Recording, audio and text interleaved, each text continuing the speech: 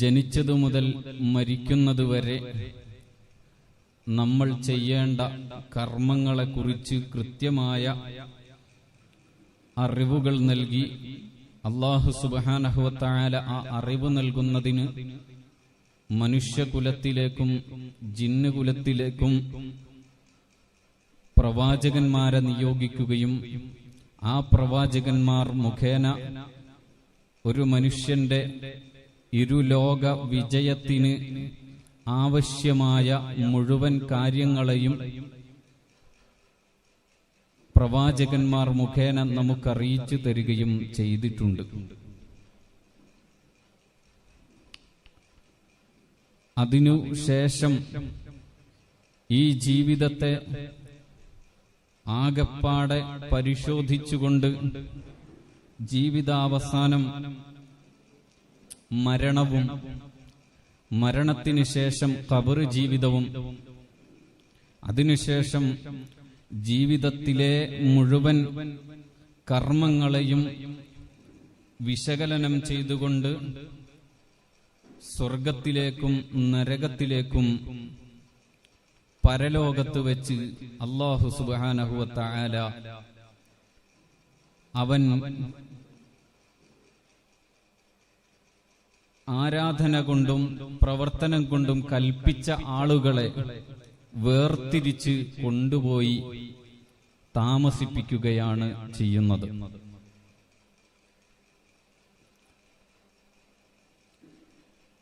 അതുകൊണ്ട് തന്നെ നമ്മുടെ ഈ ജീവിതം നമ്മൾ ജനിച്ചത് മുതൽ നമുക്ക് ബുദ്ധിയുറച്ചത് മുതൽ പിന്നീടങ്ങോട്ട് മരണം വരെ ബുദ്ധി നിലനിൽക്കുന്നിടത്തോളം കാലമുള്ള നമ്മുടെ ജീവിതത്തെ മുഴുവൻ നിരീക്ഷിക്കപ്പെട്ടുകൊണ്ടിരിക്കുകയാണ്. ഈ നിരീക്ഷണങ്ങൾക്ക് അവസാനം നമ്മൾ വിജയിയാണോ പരാജിതനാണോ എന്ന് തീരുമാനിക്കുന്ന പരലോകമെന്ന് പറയുന്ന നാം കണ്ടിട്ടില്ലാത്ത, ജീവിച്ചിരിക്കുന്ന ആരും കണ്ടിട്ടില്ലാത്ത, ആർക്കും അറിയാൻ കഴിയാത്ത, ആരും അനുഭവിച്ചിട്ടില്ലാത്ത ഒരു ലോകം നമുക്ക് വരാനുണ്ട്. ആ ലോകമാണ് യഥാർത്ഥ ലോകമെന്ന് മനസ്സിലാക്കുകയും അതിനുവേണ്ടി പണിയെടുക്കുകയും ചെയ്യുന്നവരാണ് വിജയിച്ചവർ. അൽ കയ്യിസു മൻ ദാന നഫ്സഹു വ അമില ലിമാ ബഅദൽ മൗത്ത്. ബുദ്ധിയുള്ളവൻ മനസ്സിനെ സൂക്ഷിച്ചുകൊണ്ട്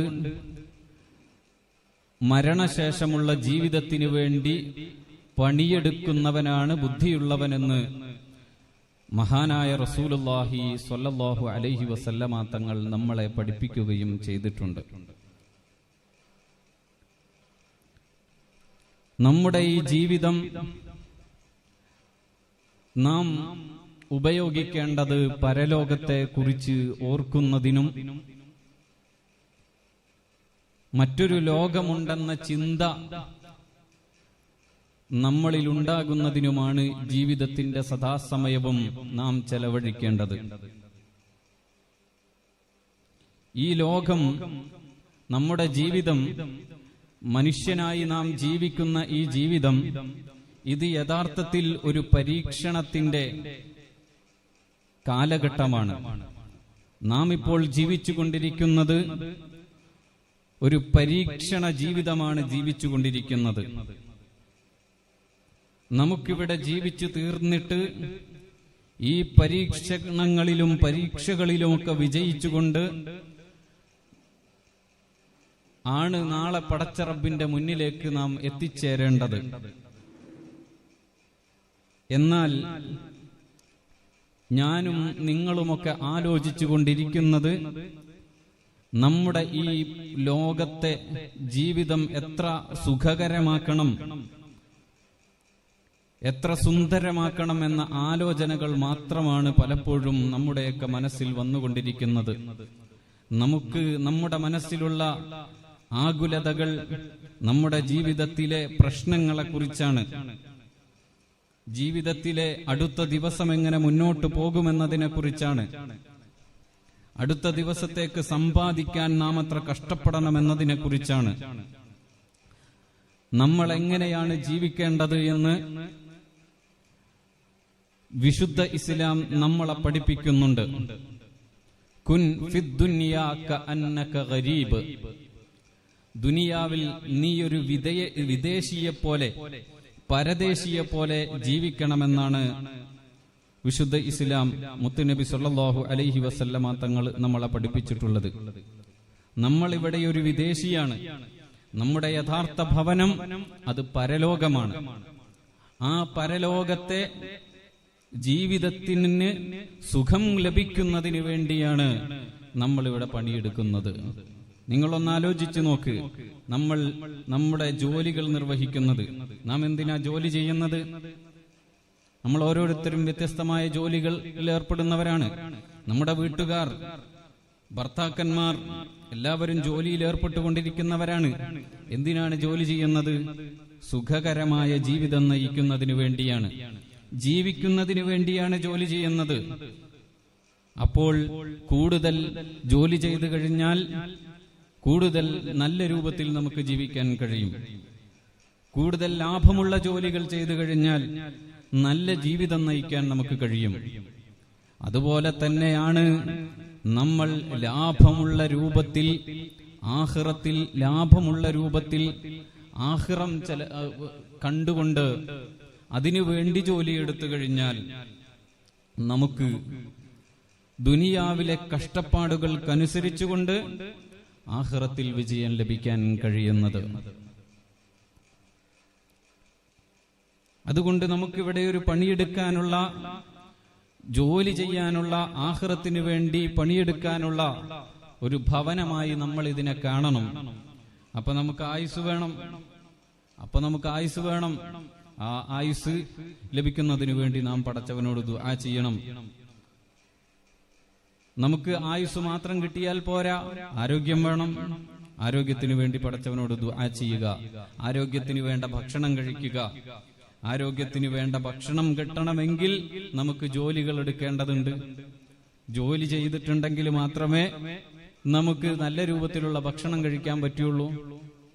അപ്പോൾ നമ്മുടെ ജീവിതത്തിൽ, ദുനിയാവിൽ നമ്മൾ ജീവിച്ചുകൊണ്ടിരിക്കുന്ന ഓരോ പ്രവർത്തനങ്ങളും നമ്മളതെല്ലാം ആഖിറത്തിനു വേണ്ടി ചെയ്യുന്ന പ്രവർത്തനങ്ങളാണ്. ആഖിറത്തിനു വേണ്ടി ചെയ്തുകൊണ്ടിരിക്കുന്നതാണ്. നാം ജോലിയെടുക്കുകയാണെങ്കിൽ, നാം സന്താനങ്ങളെ വളർത്തുകയാണെങ്കിൽ, നാം ഭക്ഷണം കഴിക്കുകയാണെങ്കിൽ അതെല്ലാം ആഖിറത്തിനു വേണ്ടിയാണ് നാം ചെയ്തുകൊണ്ടിരിക്കുന്നത്. അല്ലാഹുവിന് വേണ്ടിയാണ് നാം ചെയ്തുകൊണ്ടിരിക്കുന്നത്. പരലോക ജീവിതത്തെ, ശാശ്വതമായ ആ ജീവിതത്തെ മുൻകണ്ടുകൊണ്ടാണ് നാം ചെയ്തുകൊണ്ടിരിക്കുന്നത്. അതുകൊണ്ട് തന്നെ നമ്മുടെ ഈ ജീവിതം, ആദ്യമായി പരലോക ജീവിതത്തെക്കുറിച്ച് പറയുമ്പോൾ ആദ്യമായി എനിക്ക് എന്നോടും നിങ്ങളോടും പറയാനുള്ളത്, ഈ ജീവിതത്തിൽ ആദ്യമായി പരലോക ചിന്തയുണ്ടാവുക, പരലോക ജീവിതത്തിലേക്ക് എത്തുന്നതിന് വേണ്ടിയുള്ള വഴിയായിട്ടുള്ള മരണത്തെക്കുറിച്ചുള്ള ചിന്തയുണ്ടാകണം. മരണം ഒരാൾക്കും തടഞ്ഞു നിർത്താൻ കഴിയാത്തതാണ്. ആരും മരിക്കാതിരിക്കുകയില്ല. വലൗ കാനത്തിദ് ദുനിയാ തദൂമു ലിവാഹിദി ലകാന റസൂലുള്ളാഹി ഫീഹാ മുഖല്ലദാ. ദുനിയാവിൽ ആർക്കും ഒരു ശാശ്വത നിവാസമില്ല. എല്ലാവരും അവരുടെ കാലാവധി എത്തുമ്പോൾ മരിച്ചുപോയിക്കൊണ്ടിരിക്കുന്നു. ഈ ലോകത്ത് ആരെങ്കിലും അവശേഷിക്കുമായിരുന്നെങ്കിൽ, ഈ ദുനിയാവ് ആർക്കെങ്കിലും വേണ്ടി നിലനിൽക്കുമായിരുന്നെങ്കിൽ, ലകാന റസൂലുള്ളാഹി ഫീഹാ മുഖല്ലദാ, മഹാനായ അഷ്റഫുൽ ഖൽഖ് റസൂലുള്ളാഹി ഈ ലോകം പടച്ചത്, ഈ പ്രപഞ്ചത്തെ അല്ലാഹു സുബ്ഹാനഹു വ തആല സൃഷ്ടിച്ചത് അത് ആർക്ക് വേണ്ടിയാണോ ആ റസൂലുള്ളാഹി സ്വല്ലല്ലാഹു അലൈഹി വസല്ലമ തങ്ങൾ ഇന്ന് ഈ ഭൗതിക ലോകത്ത് നമ്മോട് കൂടെയില്ല. അല്ലാഹു സുബ്ഹാനഹു വ തആല ഈ ഭൗതിക ലോകത്ത് നിന്ന് മുത്തുനബി സ്വല്ലല്ലാഹു അലൈഹി വസല്ലമ തങ്ങളെ യാത്രയാക്കിയിട്ടുണ്ടെങ്കിൽ അഷ്റഫുൽ ഖൽഖിനെ, ഈ ലോകത്തെ ഏറ്റവും നല്ല സൃഷ്ടിയെ അല്ലാഹു സുബ്ഹാനഹു വ തആല യാത്രയാക്കിയിട്ടുണ്ടെങ്കിൽ, പ്രിയപ്പെട്ട സഹോദരിമാരെ, ഈ ഞാനും നിങ്ങളുമെന്നല്ല, ഈ ലോകത്തെ പ്രപഞ്ചത്തിലെ ഒരു വസ്തു പോലും ഒരു അളവിൽ കൂടുതൽ, ആയുസ്സിൽ കൂടുതൽ ഈ പ്രപഞ്ചത്തിൽ വസിക്കുകയില്ല. വയസ്സായി കഴിഞ്ഞാൽ നമ്മൾ മരിച്ചു പോകും. ചിലപ്പോ വയസ്സാവാനും കാത്തു നിൽക്കില്ല. എങ്ങനെയാണ് മരിക്കുക എന്ന് നമുക്ക് ആർക്കും അറിയില്ല. വമാ തദ്രീ നഫ്സും ബിഅയ്യി അർളിൻ തമൂത്. എവിടെ വെച്ച് മരിക്കുമെന്നോ എപ്പോൾ മരിക്കുമെന്നോ നമുക്ക് ആർക്കും അറിയില്ല. നമ്മുടെ ജീവിതം ഇങ്ങനെ മുന്നോട്ട് പോയിക്കൊണ്ടിരിക്കുകയാണ്. ആകസ്മികമായി എത്ര ആളുകളാണ് മരിച്ചുകൊണ്ടിരിക്കുന്നത്, അപകടങ്ങൾ സംഭവിച്ചുകൊണ്ട്. ഇനി അപകടങ്ങളൊന്നും വരണ്ട. ശരിയായ രൂപത്തിൽ ജീവിച്ചു ഒരു ആരോഗ്യ പ്രശ്നങ്ങളും ഇല്ലാതെ ജീവിച്ചവർ തന്നെ ഒരു നിമിഷത്തെ കുഴഞ്ഞു വീഴൽ കൊണ്ട്, ഒരു നിമിഷം ഹൃദയം നിലച്ചതുകൊണ്ട് മരിച്ചു പോകുന്നു. ഇങ്ങനെ മരണം നമുക്ക് എവിടെ വെച്ച് സംഭവിക്കുന്നുവെന്നോ, എങ്ങനെ സംഭവിക്കുന്നുവെന്നോ, എപ്പോൾ സംഭവിക്കുമെന്നോ നമുക്ക് തിരിച്ചറിയാൻ കഴിയുകയില്ല. അങ്ങനെ തിരിച്ചറിയാൻ കഴിയാത്ത ഒരു അതിഥിയെ നമ്മൾ കാത്തുകൊണ്ടിരിക്കുകയാണ്. ആ അതിഥിയെ നമ്മൾ യഥാർത്ഥത്തിൽ മനസ്സുകൊണ്ടും പ്രതീക്ഷിച്ചു കൊണ്ടിരിക്കണമെന്ന് പരിശുദ്ധ ഇസ്ലാം നമ്മളെ പഠിപ്പിക്കുന്നു. ആ അതിഥിയെ നമ്മൾ കാത്തുകൊണ്ടിരിക്കണം. മരിക്കാൻ തയ്യാറായിക്കൊണ്ടിരിക്കണം. ഏത് സമയത്തും എനിക്ക് മരണം വരാൻ തയ്യാറായിക്കൊണ്ടിരിക്കണം. മരണം വരാൻ സാധ്യതയുണ്ടെന്ന് മനസ്സിലാക്കി നാം ജീവിച്ചുകൊണ്ടിരിക്കണം. അല്ലാഹു സുബ്ഹാനഹു വ തആല നല്ല രൂപത്തിൽ മരിക്കാൻ നമുക്ക് തൗഫീക്ക് നൽകട്ടെ. ഈമാനോടുകൂടെ മരിക്കാൻ നമുക്ക് അല്ലാഹു തൗഫീക്ക് നൽകട്ടെ. മഹാന്മാരായ ഉസ്താദുമാര് പറയലുണ്ട് ഇങ്ങനെ, ഈ നമ്മൾ അപകട മരണങ്ങൾ സംഭവിക്കല്ലേ, അല്ലെങ്കിൽ പെട്ടെന്നുള്ള മരണങ്ങൾ സംഭവിക്കല്ലേ എന്ന പേരിൽ പടച്ചവനോട് ദുആ ചെയ്യരുത് എന്ന് ചില ഉസ്താദുമാര് പറഞ്ഞു കേട്ടിട്ടുള്ളതാണ്. നമ്മൾ അങ്ങനെ ദുആ ചെയ്യുമ്പോൾ യഥാർത്ഥത്തിൽ അല്ലാഹു സുബ്ഹാനഹു തആല നമ്മളെ എങ്ങനെ മരിപ്പിക്കണമെന്ന് തീരുമാനിച്ചിട്ടുണ്ടാകും. എന്നാൽ കൂടുതൽ പ്രയാസകരമായി മരിക്കുന്നവർക്ക് പല രൂപത്തിൽ അല്ലാഹു സുബ്ഹാനഹു തആല ഇളവുകൾ നൽകിയിട്ടുണ്ട്. ഷഹീദിന്റെ കൂലി നൽകുന്നവരുണ്ട്. ഉദരരോഗം കൊണ്ട്, വയറിന്റെ രോഗം കൊണ്ട് മരിക്കുന്നവർക്ക് ഷഹീദിന്റെ കൂലി നൽകുന്നുണ്ട് പടച്ചവൻ. അങ്ങനെ ഷഹീദിന്റെ കൂലി ലഭിക്കുന്ന രൂപത്തിലുള്ള മരണങ്ങൾ നമുക്ക് ചിലപ്പോൾ സംഭവിക്കാറുണ്ട്. അതുകൊണ്ട് ഒരിക്കലും നമ്മൾ അങ്ങനെ ദുആ ചെയ്യരുത് എന്നാണ്. എന്നാലും നമ്മുടെയൊക്കെ ആഗ്രഹം, നമുക്കൊക്കെ ഒന്ന് പ്രായമായി, ജീവിതത്തിലെ എല്ലാ കാര്യങ്ങളും കഴിഞ്ഞ് ഒക്കെ മരിക്കണം എന്നാണ് ആഗ്രഹം. മരിക്കണം എന്ന ആഗ്രഹം തന്നെ ഇല്ല നമുക്ക്. ഈ നിൽക്കുന്ന ഈ ഞാനും എന്റെ മുന്നിലിരിക്കുന്ന ഈ സഹോദരിമാരോരോരുത്തരും ഒരു ദിവസം മരിക്കൂലേ? ആ ദിവസത്തെക്കുറിച്ച് നമ്മളൊന്ന് ആലോചിച്ച് നോക്കിയിട്ടുണ്ടോ? നമ്മുടെ വീട്ടിന്റെ ഉള്ളിൽ, വീടിന്റെ മട്ടുപ്പാവിൽ, വീടിന്റെ ഹാളിൽ നമ്മുടെ ശരീരം കട്ടിലിൽ വെള്ള പുതപ്പിച്ച് കിടത്തിയിരിക്കുന്നൊരു രംഗം. ആ കട്ടിലിന്റെ ചുറ്റും ഇങ്ങനെ ഇരുന്ന് നമ്മുടെ മക്കള് കരയുന്നുണ്ടാകും. നമ്മുടെ സഹോദരിമാര്, ഉമ്മമാര് കരയുന്നുണ്ടാകും. നമ്മെ ഇഷ്ടപ്പെടുന്ന എല്ലാവരും കരഞ്ഞുകൊണ്ടിരിക്കുന്നൊരവസരം. അല്ലാ,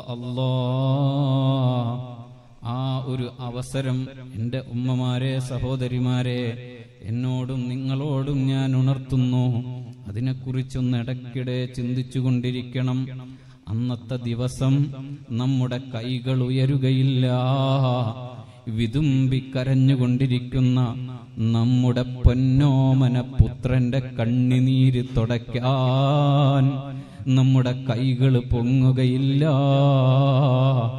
മോനെ കരയണ്ടടാ, മോളെ കരയണ്ടടി എന്ന് പറയാൻ നമ്മുടെ നാവനങ്ങാത്ത ദിവസം, നമ്മുടെ ശരീരത്തിലെ ഒരവയവങ്ങളും അനങ്ങാത്ത ദിവസം, നമുക്കൊന്ന് കണ്ണ് തുറന്ന് നോക്കാൻ കഴിയാത്ത ദിവസം, നമ്മളെ എല്ലാവരും മയ്യിത്തെന്ന് അഭിസംബോധന ചെയ്യുന്ന ദിവസം, എല്ലാ ദിവസവും നമ്മൾ സുന്ദരമായി ശരീരത്തിൽ സോപ്പിട്ട് നല്ല രൂപത്തിൽ കുളിച്ച നമ്മളാണ്. നമുക്ക് സ്വന്തം കുളിക്കാൻ കഴിയുന്നില്ല. നമ്മളെ മറ്റുള്ളവർ 3 പേർ ചേർന്ന് കുളിപ്പിച്ചുകൊണ്ടിരിക്കുന്ന ഒരു ദിവസം. ആ ഒരു ദിവസത്തെക്കുറിച്ച് നമ്മൾക്ക് ചിന്തയുണ്ടാകണം. അങ്ങനെ അതാ നമ്മുടെ ആ ശരീരത്തെ കുളിപ്പിച്ച് കഴിഞ്ഞതിന്റെ ശേഷം അവസാനമായി നമ്മുടെ മക്കള് കാണുന്നു, നമ്മുടെ ഭർത്താവ് കാണുന്നു, ഭർത്താവിന്റെ ശരീരം ഭാര്യ കാണുന്നു. അവസാനമായി അങ്ങനെ കണ്ടു കഴിഞ്ഞാൽ ഈ ഭൗതിക ലോകത്ത് നിന്ന് ആർക്കും കാണാത്ത രൂപത്തിൽ ശരീരം വെള്ളത്തുണികൾ കൊണ്ട് ചുറ്റിപ്പൊതിഞ്ഞ് പള്ളിയുടെ മിഹ്റാബിലേക്കങ്ങ് വെക്കുന്നു. വാങ്കിന്റെ വിളി കേട്ടിട്ടവൻ തിരിഞ്ഞെന്ന് വിളിക്കാതെ വന്നവ നിന്നിതാ കിടക്കുന്നു. വാങ്ക് കേട്ടിട്ട് പള്ളിയിലേക്ക് തിരിഞ്ഞു നോക്കാത്ത, ഒരു വഖത്ത് പോലും പള്ളിയിൽ പോയി നിസ്കരിക്കാത്ത ആളുകളെപ്പോലും പള്ളിയുടെ മിഹ്റാബിന്റെ മുന്നിലേക്കങ്ങ് കൊണ്ടുവച്ചിട്ട് അവന്റെ മേല് മയ്യിത്ത് നിസ്കരിക്കുന്നു. ആ നിസ്കാരത്തെക്കുറിച്ച് എന്റെ ഉമ്മമാര് സഹോദരിമാര് ആലോചിച്ചിട്ടുണ്ടോ? നമ്മൾ സാധാരണ നിസ്കാരത്തിൽ വാങ്കും ഇഖാമത്തും കൊടുക്കാറുണ്ട്. പുരുഷന്മാർക്ക് വാങ്കും ഇഖാമത്തും സുന്നത്താണ്. സഹോദരിമാരെ, നമ്മൾ നിസ്കരിക്കുമ്പോ ഇഖാമത്ത് ചെല്ലല് സുന്നത്താണ്. നിസ്കാരത്തിലേക്ക് നിൽക്കുമ്പോ ഇഖാമത്ത് ചെല്ലല് സുന്നത്താണ്. അങ്ങനെ വാങ്കും ഇഖാമത്തും കൊടുത്ത് നിസ്കാരത്തിന് വേണ്ടി നിൽക്കുകയാണ്. അങ്ങനെ നിന്നുകൊണ്ടാണ് നമ്മൾ എല്ലാ ഫർള് നിസ്കാരങ്ങളും നിസ്കരിക്കുന്നത്. എന്നാൽ നമ്മുടെ ഒരു ഫർള് നിസ്കാരത്തിന് മാത്രം അവിടെ വാങ്കും ഇഖാമത്തുമില്ല. അതേതാണ് ആ നിസ്കാരം? അത് മയ്യിത്ത് നിസ്കാരമാണ്. മയ്യിത്ത് നിസ്കരിക്കല് ഫർളാണ്. ആ മയ്യിത്ത് നിസ്കാരം നിർവഹിക്കുന്നത് വാങ്കും ഇഖാമത്തുമില്ലാതെയാണ്. പക്ഷേ നമ്മുടെ ആ നിസ്കാരത്തിന്റെ മുന്നോടിയായി വാങ്കും ഇഖാമത്തും കൊടുത്തിട്ടുണ്ടേ. അതെപ്പോഴാണെന്നറിയുമോ? നമ്മൾ ജനിക്കുന്ന സമയത്ത് ഒരു കുട്ടി ജനിച്ചു കഴിഞ്ഞാൽ ആ കുട്ടിയുടെ വലത്തെ ചെവിയിൽ വാങ്കും ഇടത്തെ ചെവിയിൽ ഇഖാമത്തും കൊടുക്കല് സുന്നത്താണ്. അതെ, നമുക്കെല്ലാവർക്കും വാങ്കും ഇഖാമത്തും കേട്ടിട്ടുണ്ട്. ഇനി ആ കേട്ടതിന്റെ ശേഷമുള്ള നിസ്കാരം അത് നമ്മൾ കിടക്കുകയാണ്, മറ്റുള്ളവര് നിർവഹിക്കുകയാണ്. ഇതിലൂടെ വലിയൊരു ചിന്തയാണ് ബഹുമാനപ്പെട്ട അല്ലാഹുവിന്റെ ആരിഫീങ്ങൾ നമ്മളോട് പങ്കുവെക്കുന്നത്. ഒരു വാങ്ക് കഴിഞ്ഞാൽ, ഇഖാമത്തും കഴിഞ്ഞാൽ പിന്നെ ഉടനടി നിസ്കരിക്കണം. പിന്നെ അവിടെ സമയം വൈകാൻ പാടില്ല, നിസ്കാരം നിർവഹിക്കണം. ഒരു വാങ്കിന്റെയും ഇഖാമത്തിന്റെയും ശേഷം നിസ്കാരത്തിന് എത്ര സമയമുണ്ടോ അത്രയും ചെറിയ സമയം മാത്രമാണ് നമ്മൾ ഈ ദുനിയാവിൽ ജീവിക്കുന്നത്. നമ്മുടെ ദുനിയാവിന്റെ ജീവിതത്തിന്റെ സമയം അത്രമാത്രമാണ്. ആ ഒരു ചെറിയ സമയം മാത്രമാണ് നമ്മൾ ദുനിയാവിൽ ജീവിക്കുന്നത്. ആ ജീവിതത്തിന് വേണ്ടിയാണ് നമ്മൾ നമ്മുടെ ജോലിയെക്കുറിച്ച് വേദനപ്പെട്ടത്, നമ്മുടെ വീടിനെ കുറിച്ച് വേദനപ്പെട്ടത്, നമ്മുടെ സമ്പത്തിനെ കുറിച്ച് വേദനപ്പെട്ടത്. ആ വേദനകൾക്കപ്പുറത്ത് നിന്ന് നമുക്ക് ആഖിറത്തിനെ കുറിച്ച് ചിന്തിക്കാൻ, ഈ ദുനിയാവെന്ന ഈ ചെറിയ ലോകത്ത് നിന്ന് ആഖിറത്തിനെ കുറിച്ച് ചിന്തിക്കാൻ നമുക്ക് കഴിയാതിരുന്നത് ഈ ചെറിയൊരു ജീവിതത്തെ പറ്റി ചിന്തിച്ചുകൊണ്ടാണ്. പ്രിയപ്പെട്ട സഹോദരിമാരെ, ഹിയദ്ദുനിയാ അഖല്ലു മിനൽ ഖലീലി, ഹിയദ്ദുനിയാ അഖല്ലു മിനൽ ഖലീലി വആശിഖുഹാ അദല്ലു മിനദ്ദലീലി. ഈ ദുനിയാവെന്ന് പറയുന്നത് വളരെ കുറച്ച് ഏറ്റവും കുറച്ച് ജീവിതം മാത്രമാണ് നമുക്കുള്ളത്. വഅശിഖുഹാ, അതിനെ ഇഷ്ടപ്പെടുന്നവർ, അതിനെ ഇഷ്ടപ്പെടുന്ന ആളുകൾ, അദല്ലു മിനദ്ദലീലി, അത് ഏറ്റവും നിന്ദ്യരായ ആളുകളാണ്. അവരാണ് ഈ ലോകത്തെ ഏറ്റവും മോശമായ ആളുകൾ. ദുനിയാവിനെ ഇഷ്ടപ്പെടുന്ന ആളുകൾ, ദുനിയാവിലെ സമ്പത്തും മാന്യതയും ഇഷ്ടപ്പെടുന്ന ആളുകൾ, അതിനുവേണ്ടി സമ്പത്ത് കൂടുതൽ കുന്നുകൂട്ടി ഉണ്ടാക്കുന്ന ആളുകൾ, അവരാണ് ഈ ദുനിയാവിലെ ഏറ്റവും നിന്ദ്യരായ, ഏറ്റവും നിലവാരം കുറഞ്ഞ ആളുകളെന്ന് അതാ നബി സല്ലല്ലാഹു അലൈഹി വസല്ലമ തങ്ങൾ നമ്മളെ പഠിപ്പിക്കുകയാണ്. പരിശുദ്ധ ഇസ്ലാം പഠിപ്പിക്കുകയാണ്. പ്രിയപ്പെട്ട സഹോദരിമാരെ, നമ്മളെ അങ്ങനെ ആ മരിച്ച മയ്യത്തിനെ പള്ളിയുടെ മിഹ്റാബിന്റെ ഉള്ളിൽ നിന്നെടുത്തിട്ട് അവസാനമായൊരു യാത്രയുണ്ടേ. ആ യാത്രയില് നമ്മൾ മയ്യത്തിനെ കൊണ്ടുപോകുന്ന സമയത്ത് മയ്യത്തിനെ പെട്ടെന്ന് കൊണ്ടുപോകണം എന്നാ പറയുന്നത്. പെട്ടെന്ന് കൊണ്ടുപോകണം. കാരണം നമ്മള് മരിച്ച് കിടക്കുന്ന ഒരു മനുഷ്യൻ നല്ല മനുഷ്യനാണെങ്കിൽ അവിടുന്ന് ആ മനുഷ്യൻ ഇങ്ങനെ വിളിച്ചു പറയത്രേ, ഖദ്ദിമൂനി ഖദ്ദിമൂനി, എന്നെ എത്രയും പെട്ടെന്ന് കൊണ്ടുപോയി ഖബറിലേക്ക് കൊണ്ടുപോകൂ. ചിലർക്ക് അങ്ങനെയാ. മരണം സന്തോഷമായിരിക്കും, മരണം ആസ്വാദനമായിരിക്കും. ആസ്വദിച്ചുകൊണ്ട് മരണത്തെ സ്വീകരിക്കുന്ന ആളുകളുണ്ട്. അങ്ങനെ ആസ്വദിച്ചുകൊണ്ട് മരണത്തെ സ്വീകരിക്കുന്നവർ മരിച്ചു കഴിഞ്ഞാൽ ഉടനടി പറയും, എന്നെ പെട്ടെന്ന് ഖബറിലേക്ക് കൊണ്ടുപോകൂ, പെട്ടെന്ന് കൊണ്ടുപോകൂ. മയ്യത്തിനെ പെട്ടെന്ന് തന്നെ ഖബറിലേക്ക് എത്തിക്കണമെന്ന്. സ്വാലിഹീങ്ങളുടെ മയ്യത്താണെങ്കിൽ അത് പെട്ടെന്ന് ഖബറിലേക്ക് എത്തിക്കുന്നത് എന്തിനാണെന്ന് ചോദിച്ചാൽ, അവർക്ക് എത്രയും പെട്ടെന്ന് ഇനി വിചാരണകൾ, ഖബറിലെ അവസ്ഥകളിലേക്ക് പ്രവേശിക്കുന്നതിന് വേണ്ടിയാണ്. അവർ പ്രതീക്ഷിച്ചിരുന്ന ഖബറ്, അവർ പ്രതീക്ഷിച്ചിരുന്ന മരണശേഷമുള്ള ജീവിതം അവർക്ക് ലഭിക്കുന്നതിന് വേണ്ടിയാണ്. എന്നാൽ മോശമായ മയ്യത്തുകൾ, മോശം ജീവിതം നയിച്ച ആളുകളെയും നാം പെട്ടെന്ന് തന്നെ കൊണ്ടുപോയി ഖബറടക്കണമെന്ന് തന്നെയാണ് പറയുന്നത്.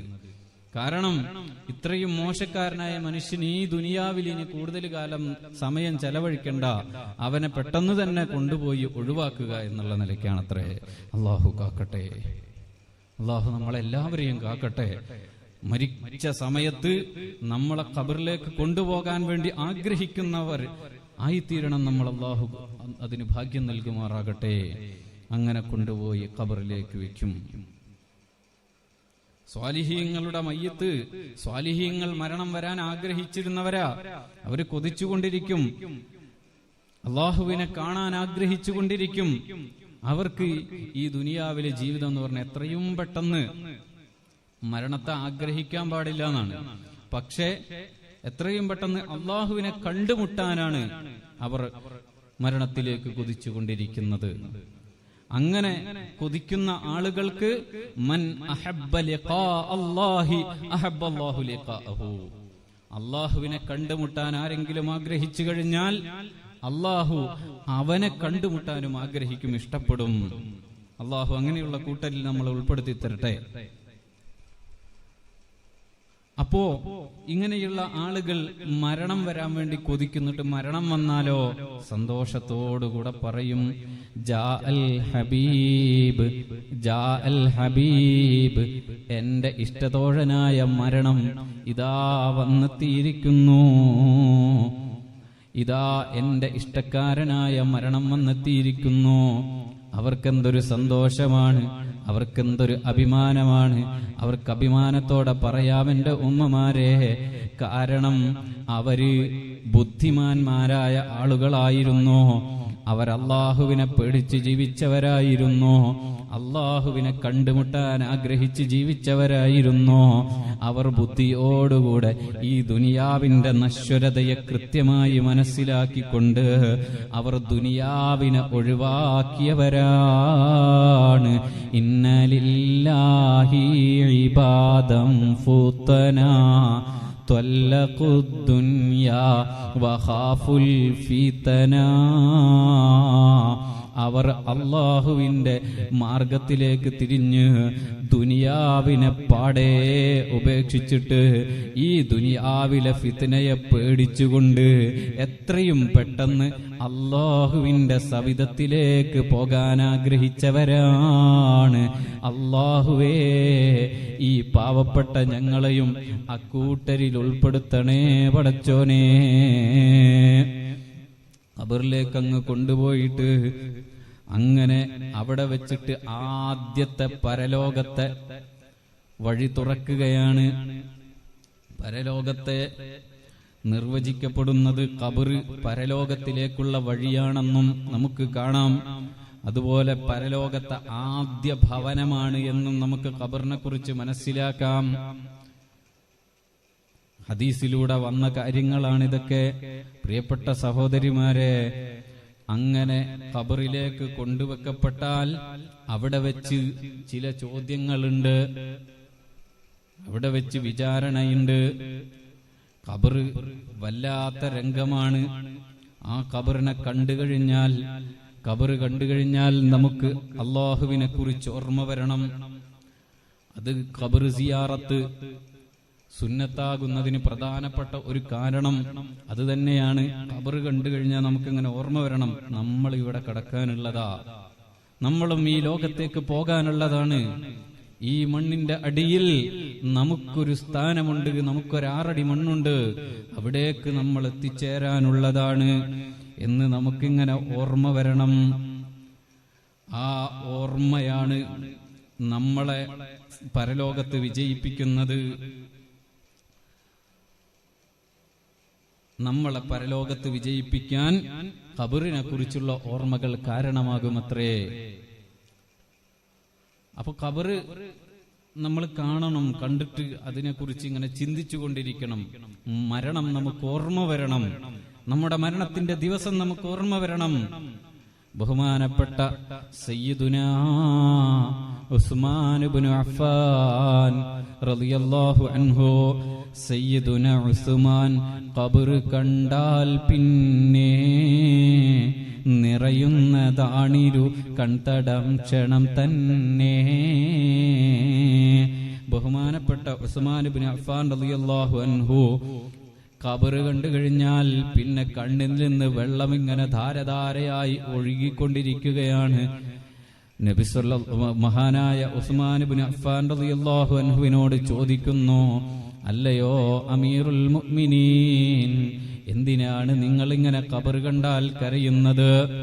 നിങ്ങൾക്ക് നരകത്തെക്കുറിച്ച് പറയുമ്പോൾ പോലുമില്ലാത്ത വേദനയാണല്ലോ, നരകത്തെക്കുറിച്ച് പറയുമ്പോൾ പോലുമില്ലാത്ത വിഷമവും കണ്ണീരുമാണല്ലോ ഖബറിനെ കുറിച്ച് ഓർക്കുമ്പോൾ ഉള്ളത് എന്ന് പറഞ്ഞപ്പോൾ മഹാനായ ഉസ്മാൻ ഇബ്നു അഫ്ഫാൻ റളിയല്ലാഹു അൻഹു പറയുന്നു, തിരുമുസ്തഫ പറയുന്നതായി ഞാൻ കേട്ടതാ, പരലോകയാത്രയ്ക്കുള്ള വഴിയാദ്യം ഇതാ.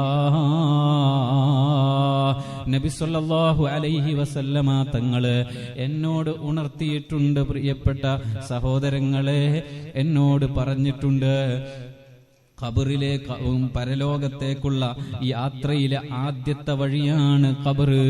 ഖബറിൽ വെച്ച് നമ്മൾ രക്ഷപ്പെട്ടു കഴിഞ്ഞാൽ, ഖബറിലെ ചോദ്യങ്ങളിൽ നിന്ന് നമ്മൾ രക്ഷപ്പെട്ടു കഴിഞ്ഞാൽ, അവിടെ ചോദ്യം ചെയ്യപ്പെടുമ്പോൾ നമ്മൾ വിജയിച്ചു കഴിഞ്ഞാൽ നമ്മൾ പിന്നീടുള്ള വഴികളിലെല്ലാം വിജയിച്ചു. പിന്നീട് മഹ്ശറിലെത്തുമ്പോഴുള്ള വിചാരണയിൽ വിജയിച്ചു എന്നതിന്റെ അടയാളമാണ് നമ്മൾ ഖബറിൽ വിജയിക്കുന്നത്. അതുകൊണ്ട് തന്നെ ആ ഖബർ എനിക്ക് പേടിയാണ്, ആ ഖബറിനെ കുറിച്ച് ആലോചിക്കുമ്പോൾ എനിക്ക് പേടിയാണ്. അതുകൊണ്ട് ഞാൻ കരഞ്ഞു പോകുന്നതാണ്. ഖബറിൽ വല്ലാത്ത ശിക്ഷകൾ അനുഭവിക്കാനുണ്ട്. ഖബറിലുള്ള ശിക്ഷകളെ കുറിച്ച് നബി സല്ലല്ലാഹു അലൈഹി വസല്ലമ തങ്ങൾ നമ്മളെ ഉണർത്തുന്ന ഒരു കഥയുണ്ട്. നബി തങ്ങളതാ ഒരു വഴിയിലൂടെ ഇങ്ങനെ നടന്നു പോകുമ്പോ ഖബറിന്റെ അടുത്തുകൂടെ നടന്നു പോവുകയാണ്. 2 ഖബറിന്റെ അടുത്തുകൂടി നടന്നു പോവുകയാ. ആ സമയത്ത് ആ 2 ഖബറിൽ നിന്നുള്ള ഖബറിനെ കുറിച്ച് നബി തങ്ങൾ സ്വഹാബത്തിന് വിശദീകരിച്ചു കൊടുക്കുന്നു. അല്ലയോ സ്വഹാബ, ഈ 2 ഖബറിലുള്ള ആളുകളുണ്ടല്ലോ, അവർ ഖബറിൽ വല്ലാത്ത ശിക്ഷ അനുഭവിച്ചു കൊണ്ടിരിക്കുകയാണ്. അവർക്ക് വല്ലാത്ത വിഷമം അനുഭവിച്ചു കൊണ്ടിരിക്കുകയാണ്. സ്വഹാബത്ത് ചോദിച്ചു, ആരാണ് നബിയേ ഈ 2 പേർ? എന്താണ് ഇവർ 2 പേരും ചെയ്തിട്ടുള്ള തെറ്റ് എന്ന് നബി തങ്ങളോട് ചോദിക്കുമ്പോ മഹാനായ റസൂലുള്ളാഹി സ്വല്ലല്ലാഹു അലൈഹി വസല്ലമ തങ്ങൾ പറഞ്ഞു കൊടുക്കുകയാണ്. ഒന്നാമത്തെയാള് മൂത്രമൊഴിച്ചിട്ട് ശുദ്ധീകരിക്കാത്തവനാണ്, ശുദ്ധീകരണത്തിന്റെ കാര്യത്തിൽ അലംഭാവം വരുത്തിയിട്ടുള്ളയാളാണ്. 2ാമത്തെ ആളുണ്ടല്ലോ, അവർ മറ്റുള്ളവരെ കുറിച്ച് പരദൂഷണം പറഞ്ഞ് നടക്കുന്നയാളാണ്. ശുദ്ധീകരണത്തിന്റെ കാര്യത്തിൽ നമുക്കൊരു കൃത്യത വേണം. ജീവിതത്തിൽ മുഴുവൻ എല്ലാ വിഷയങ്ങളിലും നമ്മൾ വൃത്തിയോടുകൂടെ നടക്കണം. നമ്മൾ അള്ളാഹുവിന്റെ അടിമകളാണ്. ആ അള്ളാഹുവിന്റെ അടിമയെ കണ്ടു കഴിഞ്ഞാൽ മറ്റുള്ളവർക്ക് സന്തോഷം വരണം.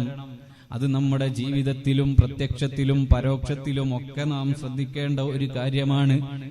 അതുപോലെ പരിശുദ്ധ ഇസ്ലാം പറഞ്ഞിട്ടുള്ള വൃത്തിയുടെ പാഠങ്ങളൊക്കെ നാം വ്യക്തമായി പഠിച്ചിരിക്കണം.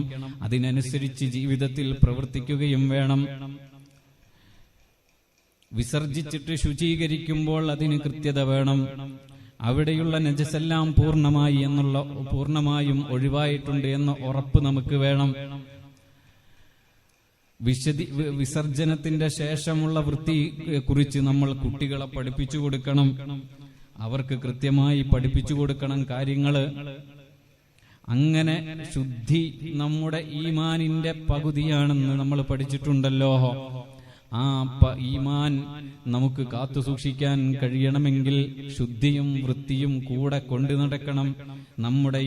നമ്മുടെ വീടിന്റെയും നമ്മുടെ മക്കളുടെയും ശുദ്ധിയുടെ കാര്യത്തിൽ നമ്മൾ കൃത്യത പാലിക്കണം. അങ്ങനെ ശുദ്ധി വരുത്താത്ത ഒരാളെ കുറിച്ചാണ് നബി തങ്ങൾക്ക് ഖബറിലുള്ള കാര്യങ്ങൾ അറിയാമല്ലോ. നബി തങ്ങൾക്കെല്ലാം അല്ലാഹു അറിയിച്ചു കൊടുക്കുമല്ലോ. ഖബറിൽ ശിക്ഷ അനുഭവിച്ചു കൊണ്ടിരിക്കുന്ന ആ മനുഷ്യൻ, അദ്ദേഹം ശുദ്ധീകരണത്തിൽ വീഴ്ച വരുത്തിയവനാണെന്ന് നബി തങ്ങൾ സ്വഹാബത്തിനോട് പറയുന്നു. 2ാമത്തെ മനുഷ്യനാരാണെന്നറിയുമോ?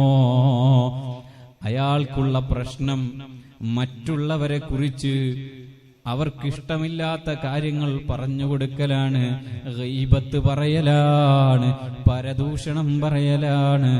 മറ്റുള്ളവർക്ക് ഇഷ്ടമില്ലാത്ത കാര്യങ്ങൾ സംസാരിക്കുന്നതിൽ നിന്ന് നമ്മുടെ നാവ് രക്ഷപ്പെട്ടിട്ടുണ്ടോ? നമ്മുടെ നാവിനതിൽ നിന്ന് രക്ഷ കിട്ടിയിട്ടുണ്ടോ? പ്രിയപ്പെട്ട സഹോദരിമാരെ, ഉമ്മമാരെ, ഞാനും നിങ്ങളും ചിന്തിക്കേണ്ടതുണ്ട്. നമുക്കൊരു ഇഷ്ടമില്ലാത്ത വിഷയം വന്നു കഴിഞ്ഞാൽ ആ ഇഷ്ടമില്ലാത്ത വിഷയത്തെ കുറിച്ച് അത് മറ്റൊരുത്തൻ ചെയ്തതാണെങ്കിൽ, മറ്റൊരാൾ ചെയ്തതാണെങ്കിൽ അയാളെ കുറിച്ച് നമ്മൾ എങ്ങനെയൊക്കെ പറഞ്ഞു പരത്താൻ നോക്കും. ആ വെറുപ്പ് നമ്മൾ പരത്താൻ നോക്കും. നമ്മുടെ മനസ്സിങ്ങനെ പറഞ്ഞുകൊണ്ടിരിക്കും, അയാളെ കുറിച്ച് പറയൂ, ഒരാൾ ചെയ്ത തെറ്റുകൾ പറയൂ, അയാൾ ചെയ്ത തെറ്റുകൾ മറ്റുള്ളവരുടെ മുന്നിൽ പരസ്യമാക്കൂ എന്നിങ്ങനെ ശൈത്താൻ നമ്മുടെ മനസ്സ് നമ്മളോടിങ്ങനെ പറഞ്ഞുകൊണ്ടിരിക്കുമ്പോൾ അതിൽ നിന്ന് രക്ഷപ്പെടാൻ നമുക്ക് വിചാരം വേണം. അങ്ങനെ സ്വയം വിചാരണ ചെയ്തുകൊണ്ട് നമ്മൾ രക്ഷപ്പെട്ടു കഴിഞ്ഞാലേ അള്ളാഹുവിന്റെ മുന്നിൽ നമുക്ക് രക്ഷയുള്ളൂ. പ്രിയപ്പെട്ട സഹോദരിമാരെ, ഖബറിൽ ശിക്ഷയനുഭവിക്കുന്ന ഈ രണ്ട് കൂട്ടരെ കുറിച്ച് നബി സല്ലല്ലാഹു അലൈഹി വസല്ലമ തങ്ങൾ പറഞ്ഞു കൊടുത്തതിന്റെ ശേഷം ഒരു പച്ച ഈത്തപ്പനയുടെ മടലെടുത്തിട്ട് അതിനെ പകുതിയാക്കി കീറിയിട്ട് അതിനെ രണ്ട് ഖബറിന്റെ മുകളിലും അങ്ങ് വെച്ചു കൊടുക്കുന്നു മുത്തായ നബി സല്ലല്ലാഹു അലൈഹി വസല്ലമ തങ്ങൾ. എന്നിട്ട് സ്വഹാബത്തിനോട് പറഞ്ഞു കൊടുക്കുന്നു, ഞാൻ ഈ രണ്ട് ഈത്തപ്പന മടലുകൾ ഇവിടെ പച്ചയായ നിലയിൽ കുത്തിവെച്ചിട്ടുണ്ടല്ലോ, ഈ പച്ച ഈത്തപ്പന ഉണങ്ങുന്നത് വരെയെങ്കിലും അവർക്ക് ഖബറിൽ നിന്നൊരു ആശ്വാസം കിട്ടിയെങ്കിൽ മഹാനായ റസൂലുള്ളാഹി, സ്നേഹമുള്ള റസൂലുള്ളാഹി, നമ്മുടെ വേദനകളെക്കുറിച്ച് ഏറ്റവും കൂടുതൽ വേദനിക്കുന്ന റസൂലുള്ളാഹ്, തെറ്റ് ചെയ്തവരാണ് ഖബറിൽ ശിക്ഷ അനുഭവിക്കുന്നത്. പക്ഷേ അവര് തെറ്റ് ചെയ്തവരല്ലേ എന്നുള്ള നിലക്ക് ഉപേക്ഷിച്ചു പോകാൻ കരുണക്കടലായ മുത്തുനബി സല്ലല്ലാഹു അലൈഹി വസല്ലമക്ക് സാധിച്ചില്ല. അള്ളാഹുവിനോടുള്ള ഒരു ശുപാർശയുടെ ഭാഗമാണ് മുത്തുനബി തങ്ങള് വേദനയോടുകൂടെ ആ ഈത്തപ്പന മടലുകൾ രണ്ടുപേർക്കായി പകുത്തു വെച്ചു കൊടുക്കുന്നു. ലഖദ് ജാഅകും റസൂലും മിൻ അൻഫുസികും അസീസുൻ അലൈഹി മാ അനിത്തും, അസീസുൻ അലൈഹി മാ അനിത്തും, നിങ്ങൾക്ക് വേദനയുണ്ടാകുന്നത്, നിങ്ങൾക്ക് പ്രയാസമുണ്ടാകുന്നത്, ഇഷ്ടപ്പെടാത്ത ഒരു റസൂലുള്ളാഹി, നമുക്ക് വേദനയുണ്ടാകുന്നത്, നമ്മൾ ആഖിറത്തിൽ വിഷമിക്കുന്നത്, നമ്മൾ ഖബറിൽ വേദനിക്കുന്നത്, ഏറ്റവും കൂടുതൽ വിഷമിപ്പിക്കുന്നത് ആരെയാണെന്നറിയുമോ? മഹാനായ റസൂലുള്ളാഹി സ്വല്ലല്ലാഹു അലൈഹി വസല്ലമ തങ്ങളെയാണ്. നമ്മൾ തെറ്റ് ചെയ്യുമ്പോൾ നമ്മൾ വേദനിപ്പിക്കുന്നത് മുത്തുനബിയെയാണ്. കാരണം ആ തെറ്റിൽ നമുക്ക് ഖബറിൽ ലഭിക്കുന്ന ശിക്ഷ, ആ തെറ്റുകൊണ്ട് നമുക്ക് ആഖിറത്തിൽ പടച്ച റബ്ബിന്റെ മുന്നിൽ ലഭിക്കുന്ന ശിക്ഷ, അത് മുത്തുനബിക്കിഷ്ടമല്ല. പ്രിയമുള്ളവരെ, സ്നേഹിച്ചോ റസൂലുള്ളാഹി തങ്ങളെ, സ്നേഹിച്ചോ റസൂലുള്ളാനെ. കാരണം ആ റസൂലുള്ള നമ്മളോടൊപ്പമുണ്ട്, നമുക്ക് അറിവ് പകർന്നു തന്നിട്ടുണ്ട്, നമുക്ക് ശഫാഅത്തിനായി നാളെ ആഖിറത്തിലും ഉണ്ടാകും. നമ്മുടെ ജീവിതത്തിലെ എല്ലാ കാര്യങ്ങളിലും നബി തങ്ങൾ വേണോ? നബി തങ്ങളെ കുറിച്ച് പറഞ്ഞോ? തങ്ങളെ കുറിച്ച് സ്വലാത്ത് ചൊല്ലിക്കോ? وَمُنْذُ أَلْزَمْتُ أَفْكَارِي مَدَائِحَهُ وَجَدْتُهُ لِي خَلَاصِي خَيْرَ مُلْتَزِمٍ. മഹാനായ ഇമാം ബുസീരി റഹിമഹുല്ലാഹി തങ്ങള് അവർക്ക് രോഗം പിടിച്ച് വേദന പിടിച്ച് കടന്നുകൊണ്ടിരിക്കുമ്പോ അവിടുന്ന് റസൂലുള്ളാനെ മദ്ഹ് ചെയ്തിട്ട് റസൂലുള്ളാഹി തങ്ങളെ മദ്ഹ് ചെയ്തുകൊണ്ട് അവിടുത്തെ അസുഖം മാറുകയാണ്. അവിടുന്ന് പ്രഖ്യാപിക്കുകയാണ്, മുത്തുനബി സല്ലല്ലാഹു അലൈഹി വസല്ലമ തങ്ങളെ കുറിച്ച് ഞാൻ എൻ്റെ ചിന്തകൾ ചലിപ്പിച്ചു തുടങ്ങിയപ്പോൾ ആ റസൂലുള്ളാഹി തങ്ങള് എന്റെ രക്ഷയ്ക്കായി വന്നിട്ടുണ്ടേ. ആ റസൂലുള്ളാഹി തങ്ങള് എന്റെ ജീവിതത്തിലെ മുഴുവൻ രക്ഷയ്ക്കും നിദാനമായിട്ടുണ്ടേ. ഭൗതിക ലോകത്തെ അസുഖം മാറ്റുന്നതിന് മാത്രമല്ല, അല്ലെങ്കിൽ അതിനേക്കാൾ അപ്പുറത്തേക്ക് ആഖിറത്തിലെ രക്ഷയ്ക്ക് വേണ്ടിയിട്ട് നമ്മൾ റസൂലുള്ളാനെ മുറുകെ പിടിച്ചോ. നബി തങ്ങളാ ഈത്തപ്പനയുടെ മടലങ്ങ് കീറിയിട്ട് രണ്ടാക്കിയിട്ട് ഓരോ ഖബറിലും അങ്ങ് വെച്ചു കൊടുക്കുന്ന കാരുണ്യത്തിന്റെ കടലായ മുത്തുനബിയുടെ സ്നേഹത്തെക്കുറിച്ച് നമ്മൾ ഓർക്കണം. പ്രിയപ്പെട്ടവരെ, ഖബറിനെ കുറിച്ച് പറഞ്ഞപ്പോൾ പറഞ്ഞു പോയതാണ്. നോക്ക്, നിങ്ങള് ഖബറിൽ ശിക്ഷ അനുഭവിക്കും. ആ ഖബർ കണ്ടിട്ടാണ് സയ്യിദുനാ ഉസ്മാൻ ഇബ്നു അഫ്ഫാൻ റളിയല്ലാഹു അൻഹു കരഞ്ഞിട്ടുള്ളത്. എങ്കിൽ പ്രിയപ്പെട്ട ഉമ്മമാരെ, മരണത്തെക്കുറിച്ച് ഓർക്കുമ്പോൾ, ഖബറിനെ കുറിച്ച് ഓർക്കുമ്പോൾ, ആ മരണവും ഖബറുമൊക്കെ നമുക്ക് സന്തോഷമാകണം. ജാ അൽ ഹബീബ്, എന്റെ സ്നേഹിതൻ ഇതാ വന്നിരിക്കുന്നുവെന്ന് പറഞ്ഞ് മരണം സ്വീകരിക്കുന്നവരുണ്ട്. ആ സ്വീകരിക്കുന്നവരുടെ കൂട്ടത്തിൽ നമുക്കും പെടണം. അല്ലാഹു തൗഫീഖ് നൽകുമാറാകട്ടെ. ഖബറിനെ കുറിച്ച് പറയാൻ തന്നെ ഒരുപാടുണ്ട്. പരലോകത്തേക്കുള്ള ഒരു വഴിയാണ് ഖബർ. ആ ഖബറിലേക്ക് നമ്മൾ പ്രവേശിച്ചു കഴിഞ്ഞാൽ അവിടെയുള്ള വിചാരണ, അങ്ങനെ കുറെ കാലം ആ വിചാരണകളൊക്കെ നേരിട്ട് നല്ല സ്വാലിഹീങ്ങളായ ആളുകളാണെങ്കിൽ വിചാരണകളൊക്കെ കഴിഞ്ഞിട്ടൊരു പറച്ചിലുണ്ടത്രേ, നംകനൗമത്തിൽ അറൂസ്, പുതിയാപ്പിള ഉറങ്ങുന്നത് പോലെ ഉറങ്ങിക്കോ എന്ന് പറഞ്ഞ് സന്തോഷകരമായ ഖബർ ജീവിതം, ഖബറിലെ സുഖകരമായ നിദ്ര നമുക്ക് ലഭിക്കുമത്രേ. എന്നാൽ പാപിയാണെങ്കിലോ ദോഷിയാണെങ്കിലോ നമ്മുടെ പ്രവർത്തനങ്ങളെ കുറിച്ചൊക്കെയുള്ള വിചാരണ നടക്കും. അവിടെ അങ്ങനെയുള്ള വിചാരണകളൊക്കെ കഴിഞ്ഞതിന്റെ ശേഷം അവസാനം അന്ത്യനാളെടുക്കുമ്പോൾ പുനർജനിപ്പിക്കപ്പെടുകയാണ്. അന്ത്യനാള് വരുന്നത്, അന്ത്യനാളിനെ കുറിച്ചുള്ള വിശ്വാസം നമുക്ക് എല്ലാവർക്കും നിർബന്ധമായിട്ടുള്ള കാര്യമാണ്. അന്ത്യനാൾ ഉണ്ടാവും എന്നുള്ളത്. എന്നാൽ അന്ത്യനാൾ ഉണ്ടാവൂല, അങ്ങനെയൊന്നും വിശ്വസിക്കേണ്ട ആവശ്യമില്ല എന്നൊക്കെ ചില ആളുകൾ ഇന്ന് നമ്മുടെ സമൂഹത്തിൽ പറഞ്ഞുകൊണ്ട് നടക്കുന്നുണ്ട്.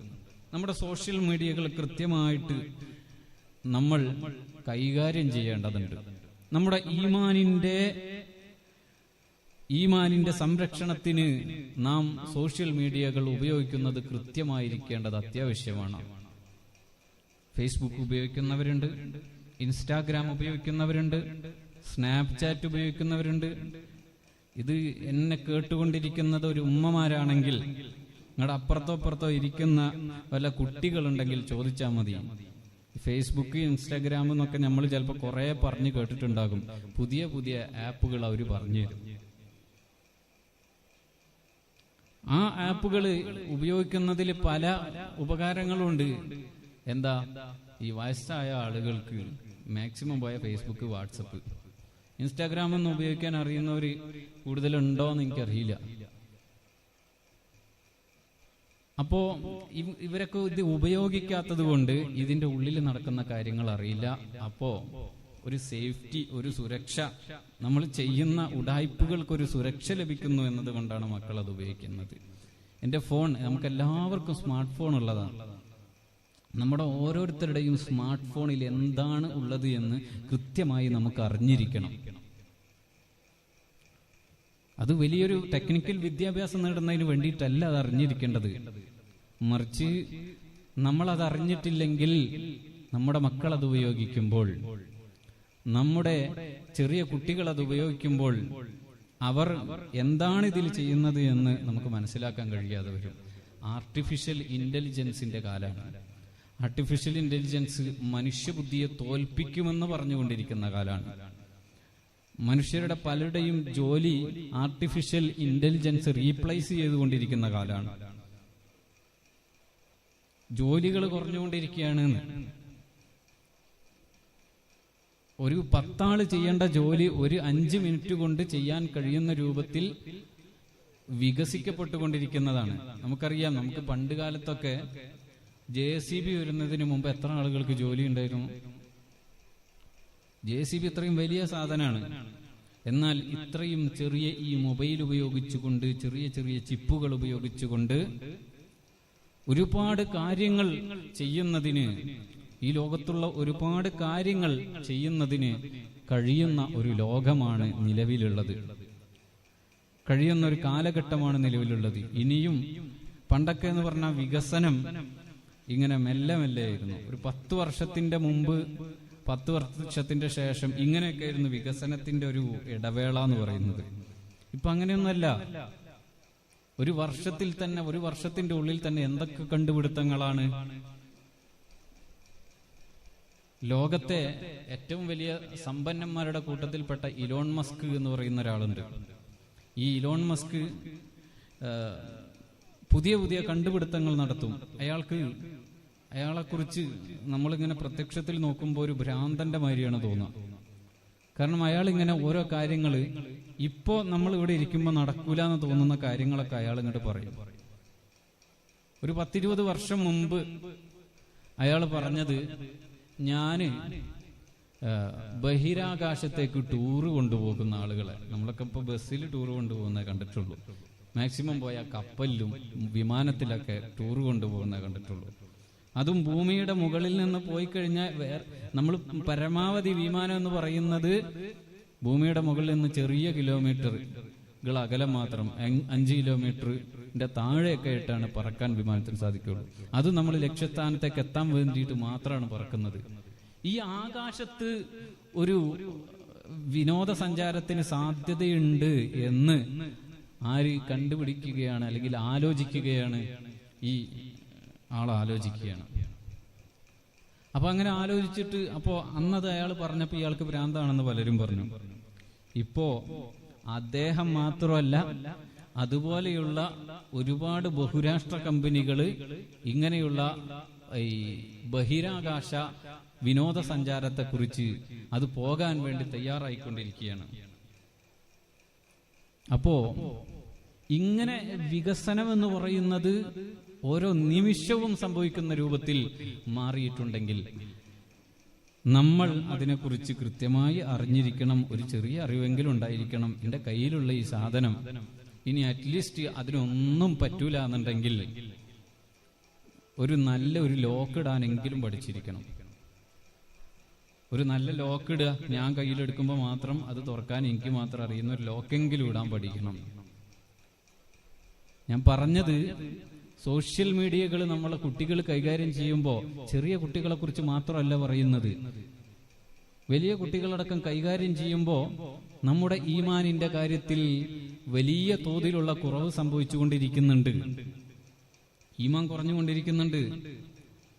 സോഷ്യൽ മീഡിയയിൽ പല രൂപത്തിൽ യുക്തിവാദത്തിന്റെ വിഷവിത്തുകൾ ഇടുന്നതിനു വേണ്ടി ചെറുതും വലുതുമായ വീഡിയോ ക്ലിപ്പുകൾ നമ്മുടെ ഇടയിൽ തന്നെ പ്രചരിച്ചു കൊണ്ടിരിക്കുന്നുണ്ട്. വാട്സപ്പിൽ തന്നെ നമുക്കത് കിട്ടാൻ സാധിക്കുന്ന രൂപത്തിൽ പ്രചരിച്ചു കൊണ്ടിരിക്കുന്നുണ്ട്. ഫേസ്ബുക്കും ഇൻസ്റ്റാഗ്രാമും പിന്നെ പറയണ്ട, യൂട്യൂബും. ഇതിലൊക്കെ യഥേഷ്ടം വീഡിയോകൾ ലഭിച്ചുകൊണ്ടിരിക്കുക. എന്തിനെ പറ്റിയിട്ട്? പരലോകമുണ്ടോ? ഇല്ല, പരലോകമില്ല. അതിന് കുറെ സ്യൂഡോ സയൻസുകൾ തെളിവ് പറയും.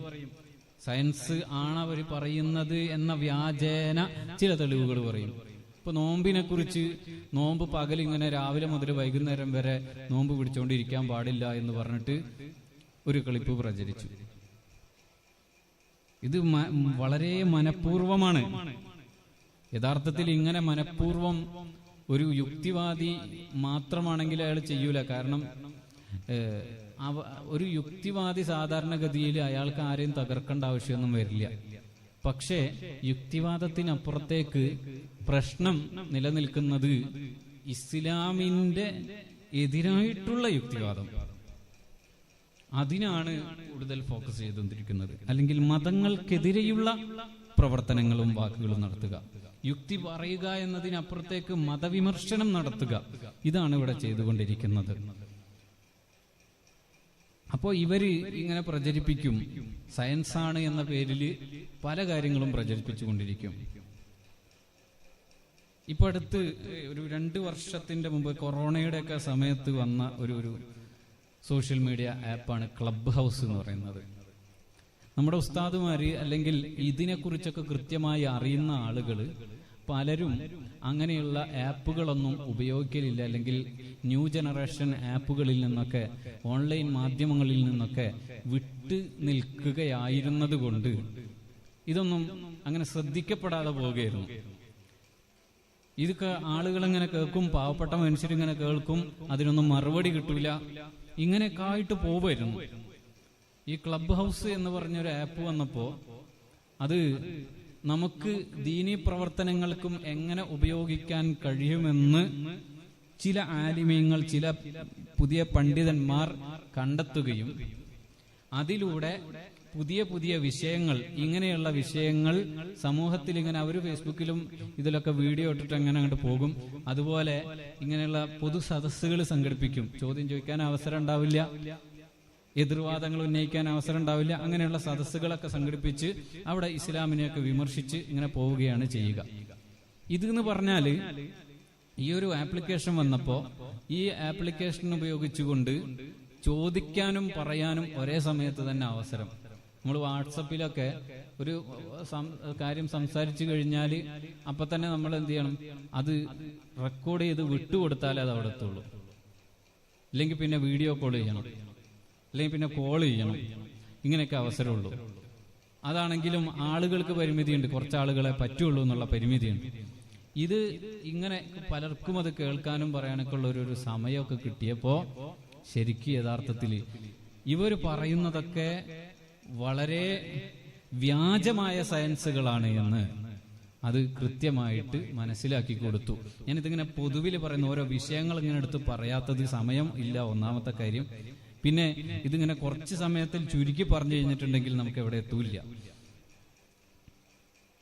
എന്തായാലും അങ്ങനെ ഉള്ള സോഷ്യൽ മീഡിയ ആപ്പുകൾ ഉപയോഗിക്കുമ്പോൾ അതിൽ നിന്ന് കിട്ടുന്ന ഒരു മിനിറ്റിന്റെ വീഡിയോ, 2 മിനിറ്റിന്റെ വീഡിയോ, മാക്സിമം 10 മിനിറ്റിന്റെ വീഡിയോ, ഇതിലൊക്കെ ഇവർ മതവിദ്വേഷം അല്ലെങ്കിൽ ഇസ്ലാമിന്റെ ആചാരങ്ങളെക്കുറിച്ച് ശക്തമായ രൂപത്തിൽ എതിർത്തുകൊണ്ട് അതിനൊക്കെ വല്ല സയൻസിന്റെ ഏതെങ്കിലും അരയും മുറിയുമൊക്കെ കയറ്റി പറയുന്ന ഒരു പ്രവണത ഇന്ന് നിലനിൽക്കുന്നുണ്ട് എന്ന് എന്റെ ഉമ്മമാരെ അറിയിക്കാൻ വേണ്ടിയിട്ടാണ് ഞാനിത് പറഞ്ഞത്. പരലോകത്തെക്കുറിച്ചും ഞാനിന്നിപ്പോ ഇവിടെ ഈ വിഷയം പറയാൻ വേണ്ടി ഫോണെടുത്ത് നോക്കിയപ്പോൾ പോലും പരലോകത്തെക്കുറിച്ച് അവര് പറയുന്ന ഒരുപാട് കാര്യങ്ങൾ, അതില്ല, അങ്ങനെ ഇല്ല എന്നൊക്കെ പറഞ്ഞിട്ട് പറയുന്ന ഒരുപാട് കാര്യങ്ങൾ എനിക്ക് കാണാൻ സാധിച്ചു. അപ്പൊ ഇതൊക്കെ കൃത്യമായിട്ട് ഓരോ വിഷയങ്ങൾ എടുത്തുകൊണ്ട് അവർ പറയുന്നുണ്ട്. അതൊക്കെ നമ്മൾ മക്കള് കാണുന്നത് സൂക്ഷിക്കണം. ഇതാണ് ഞാൻ പറയുന്നത്. അള്ളാഹുവിന് കൃത്യമായ മറുപടിയുണ്ട് ഇതിനെക്കുറിച്ച്. ഇനിയാണ് മറുപടിയിലേക്ക് ഞാൻ വരുന്നത്. അള്ളാഹു സുബ്ഹാനഹു വ തആല കൃത്യമായിട്ട് മറുപടി കൊടുക്കുന്നുണ്ട്. എന്താണ് മറുപടി? എന്താ മറുപടി? അല്ലാഹു സുബ്ഹാനഹു വ തആല ചോദിക്കുന്നു, നിങ്ങളെ ഒന്നുമില്ലായ്മയിൽ നിന്ന് പടച്ചവനാണ് ഞാൻ. ഒന്നുമില്ല. നമ്മൾ ആരെങ്കിലും ഒരു 500 വർഷം മുമ്പ് നമ്മൾ എന്തായിരുന്നു? എന്തെങ്കിലും ആയിരുന്നോ? ഒന്നുമില്ലായ്മയിൽ നിന്ന് നമ്മളെ പടച്ചവൻ, ഒന്നുമില്ലായ്മയിൽ നിന്ന് ഈ പ്രപഞ്ചത്തെ പടച്ചവൻ, ആ പടച്ചവൻ റബ്ബ് സുബ്ഹാനഹു വ തആല, അവന് പിന്നെ എന്താ ഈ സാധനം ഒന്ന് കേടുവന്നാ നന്നാക്കാനുള്ള പണി? ഈ നുരുമ്പിയ എല്ലുകളും ഈ നുരുമ്പിയ അവയവങ്ങളുമൊക്കെയായി മനുഷ്യ ശരീരം ഖബറിലേക്കങ്ങ് വെക്കുമ്പോ നമ്മുടെ ശരീരത്തിലുള്ള എല്ലാ അവയവങ്ങളും നശിച്ചു പോകുന്നു, മാംസങ്ങൾ ഇളകിപ്പോകുന്നു. 3-ാമത്തെ ദിവസം കണ്ണിൽ നിന്ന് കണ്ണിന്റെ ഭാഗത്ത് നിന്ന് നമ്മുടെ 2 കണ്ണും നഷ്ടപ്പെട്ട് അവിടെ വലിയൊരു ദ്വാരമായി മാറുന്നു കണ്ടാൽ പേടിയാകുന്നു. അങ്ങനെ നമ്മുടെ ശരീരത്തിന്റെ ഓരോ ഭാഗങ്ങളും ഇങ്ങനെ ഖബറിന്റെ ഉള്ളിലുള്ള മണ്ണിന്റെ മക്കളായ ജീവികൾ ഇങ്ങനെ ഭക്ഷിച്ചുകൊണ്ട് അവരിങ്ങനെ തിന്നു തീർക്കുകയാണ്. അങ്ങനെ തിന്ന് തീർത്ത് നമ്മൾ ഒന്നുമില്ലാതായി തീരുന്നു. അവസാനം മനുഷ്യ ശരീരത്തിലെ നട്ടെല്ലിന്റെ ഏറ്റവും അടിഭാഗത്തുള്ള അജ്ബുദ്ദനബ് എന്ന് പറയുന്ന ഒരൊറ്റ എല്ലിൻ കഷ്ണം മാത്രമായിട്ട് നമ്മൾ തീരുന്നു. അങ്ങനെയാണെങ്കിൽ പോലും നമ്മൾ പുനർജനിക്കും കേട്ടോ. അങ്ങനെ നുരുമ്പിപ്പോയാലും ഒന്നുമില്ലാതായി പോയാലും നമ്മൾ പുനർജനിക്കും കേട്ടോ. കാരണം എന്താണ്? അല്ലാഹു സുബ്ഹാനഹു വ തആല ഒന്നുമില്ലായ്മയിൽ നിന്ന് നമ്മളെ സൃഷ്ടിച്ചതാണ്. അങ്ങനെ നമ്മളിവിടെ ജീവിച്ചതാണ്. ഈ ജീവിച്ച് തീർന്ന ഈ ശരീരത്തിന് എന്തെങ്കിലും കോട്ടം പറ്റിയാൽ, അല്ലെങ്കിൽ തേഞ്ഞില്ലാതായാൽ അതിനെ ഒന്ന് റിപ്പയർ ചെയ്ത് രണ്ടാമത് കൊണ്ടുവരുന്നതിന് അല്ലാഹുവിനെന്ത് തടസ്സമാ? അതുകൊണ്ട് തന്നെ നമ്മൾ പുനർജനിക്കുന്നത് അല്ലാഹു സുബ്ഹാനഹു വ തആലക്ക് കഴിവുള്ളതാണ്. നമ്മളെ രണ്ടാമത് ജനിപ്പിക്കാൻ അല്ലാഹുവിന് കഴിവുണ്ട് കേട്ടോ.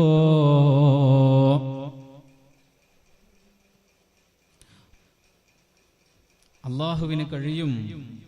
പിന്നെ രണ്ടാമതൊന്ന് പറയുകയാണെങ്കിൽ, നമ്മുടെ ഈ ഭൂമി ലോകത്ത് നമുക്ക് എത്രമാത്രം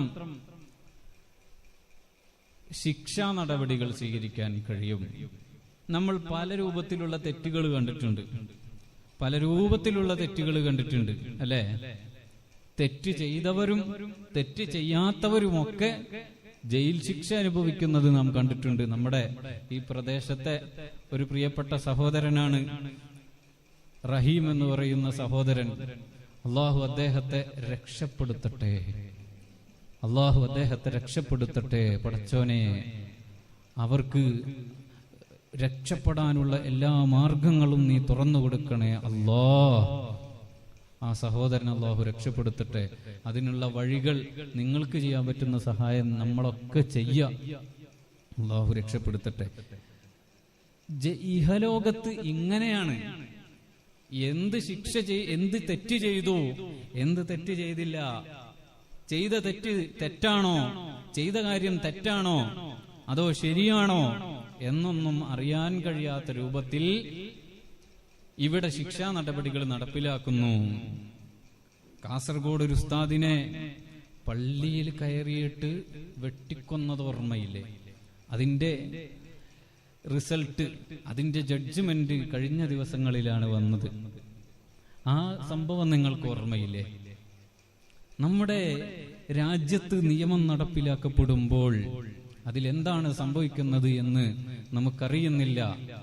ചിലപ്പോൾ നിരപരാധി ശിക്ഷിക്കപ്പെടുന്നു, ചിലപ്പോൾ തെറ്റ് ചെയ്തവർ ശിക്ഷിക്കപ്പെടുന്നില്ല.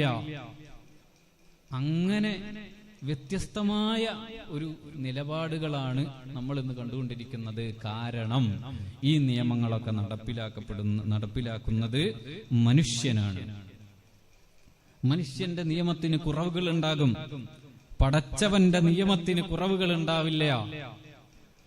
പടച്ചവന്റെ നിയമമാണെങ്കിലും ഇവിടെ നടപ്പിലാക്കുന്നത് മനുഷ്യനാണ് എന്നതുകൊണ്ടാണ് അറബ് രാജ്യത്തായിരുന്നിട്ട് പോലും ആ സഹോദരന് ഇങ്ങനെ ഒരു പ്രയാസം ഏൽക്കേണ്ടി വന്നത്. അപ്പോ തെറ്റ് ചെയ്തു, ഒരാളൊരു 100 പേരെ കൊന്നു, ഒരാളെ കൊന്നിട്ടുള്ളൂ. ഈ ഒരാളെ കൊന്ന ആൾക്കും 100 പേരെ കൊന്ന ആൾക്കും എന്ത് ശിക്ഷയാണ് ഈ ദുനിയാവിൽ മാക്സിമം ലഭിക്കുക? ഒരാളെ കൊന്നാലും അതിന് പകരം അയാളെ തിരിച്ച് കൊല്ലേണ്ടതുണ്ട്. അപ്പൊ 100 ആളെ കൊന്നാർക്ക് 100 വട്ടം കൊല്ലാൻ പറ്റും? ഇല്ലല്ലോ. അപ്പോ ഒരു നീതിപൂർവമായ ശിക്ഷ നടപ്പിലാക്കപ്പെടണമെങ്കിൽ അതിന് 100 വട്ടം കൊല്ലാൻ പറ്റണം. അതിന് നമുക്ക് ഈ ദുനിയാവിൽ അതിനുള്ള അവസരം ഇല്ല. പക്ഷെ ആഖിറത്തിൽ അവസരമുണ്ട്. സുമ്മ ലാ യമൂതു ഫീഹാ വലാ യഹ്യാ.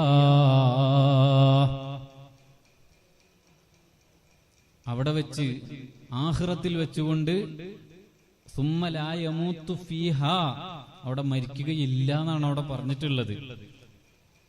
മരിക്കുകയില്ല എന്ന് പറഞ്ഞാൽ റാഹത്തായ രൂപത്തിലുള്ള മരണം അവിടെ ഉണ്ടാവില്ല.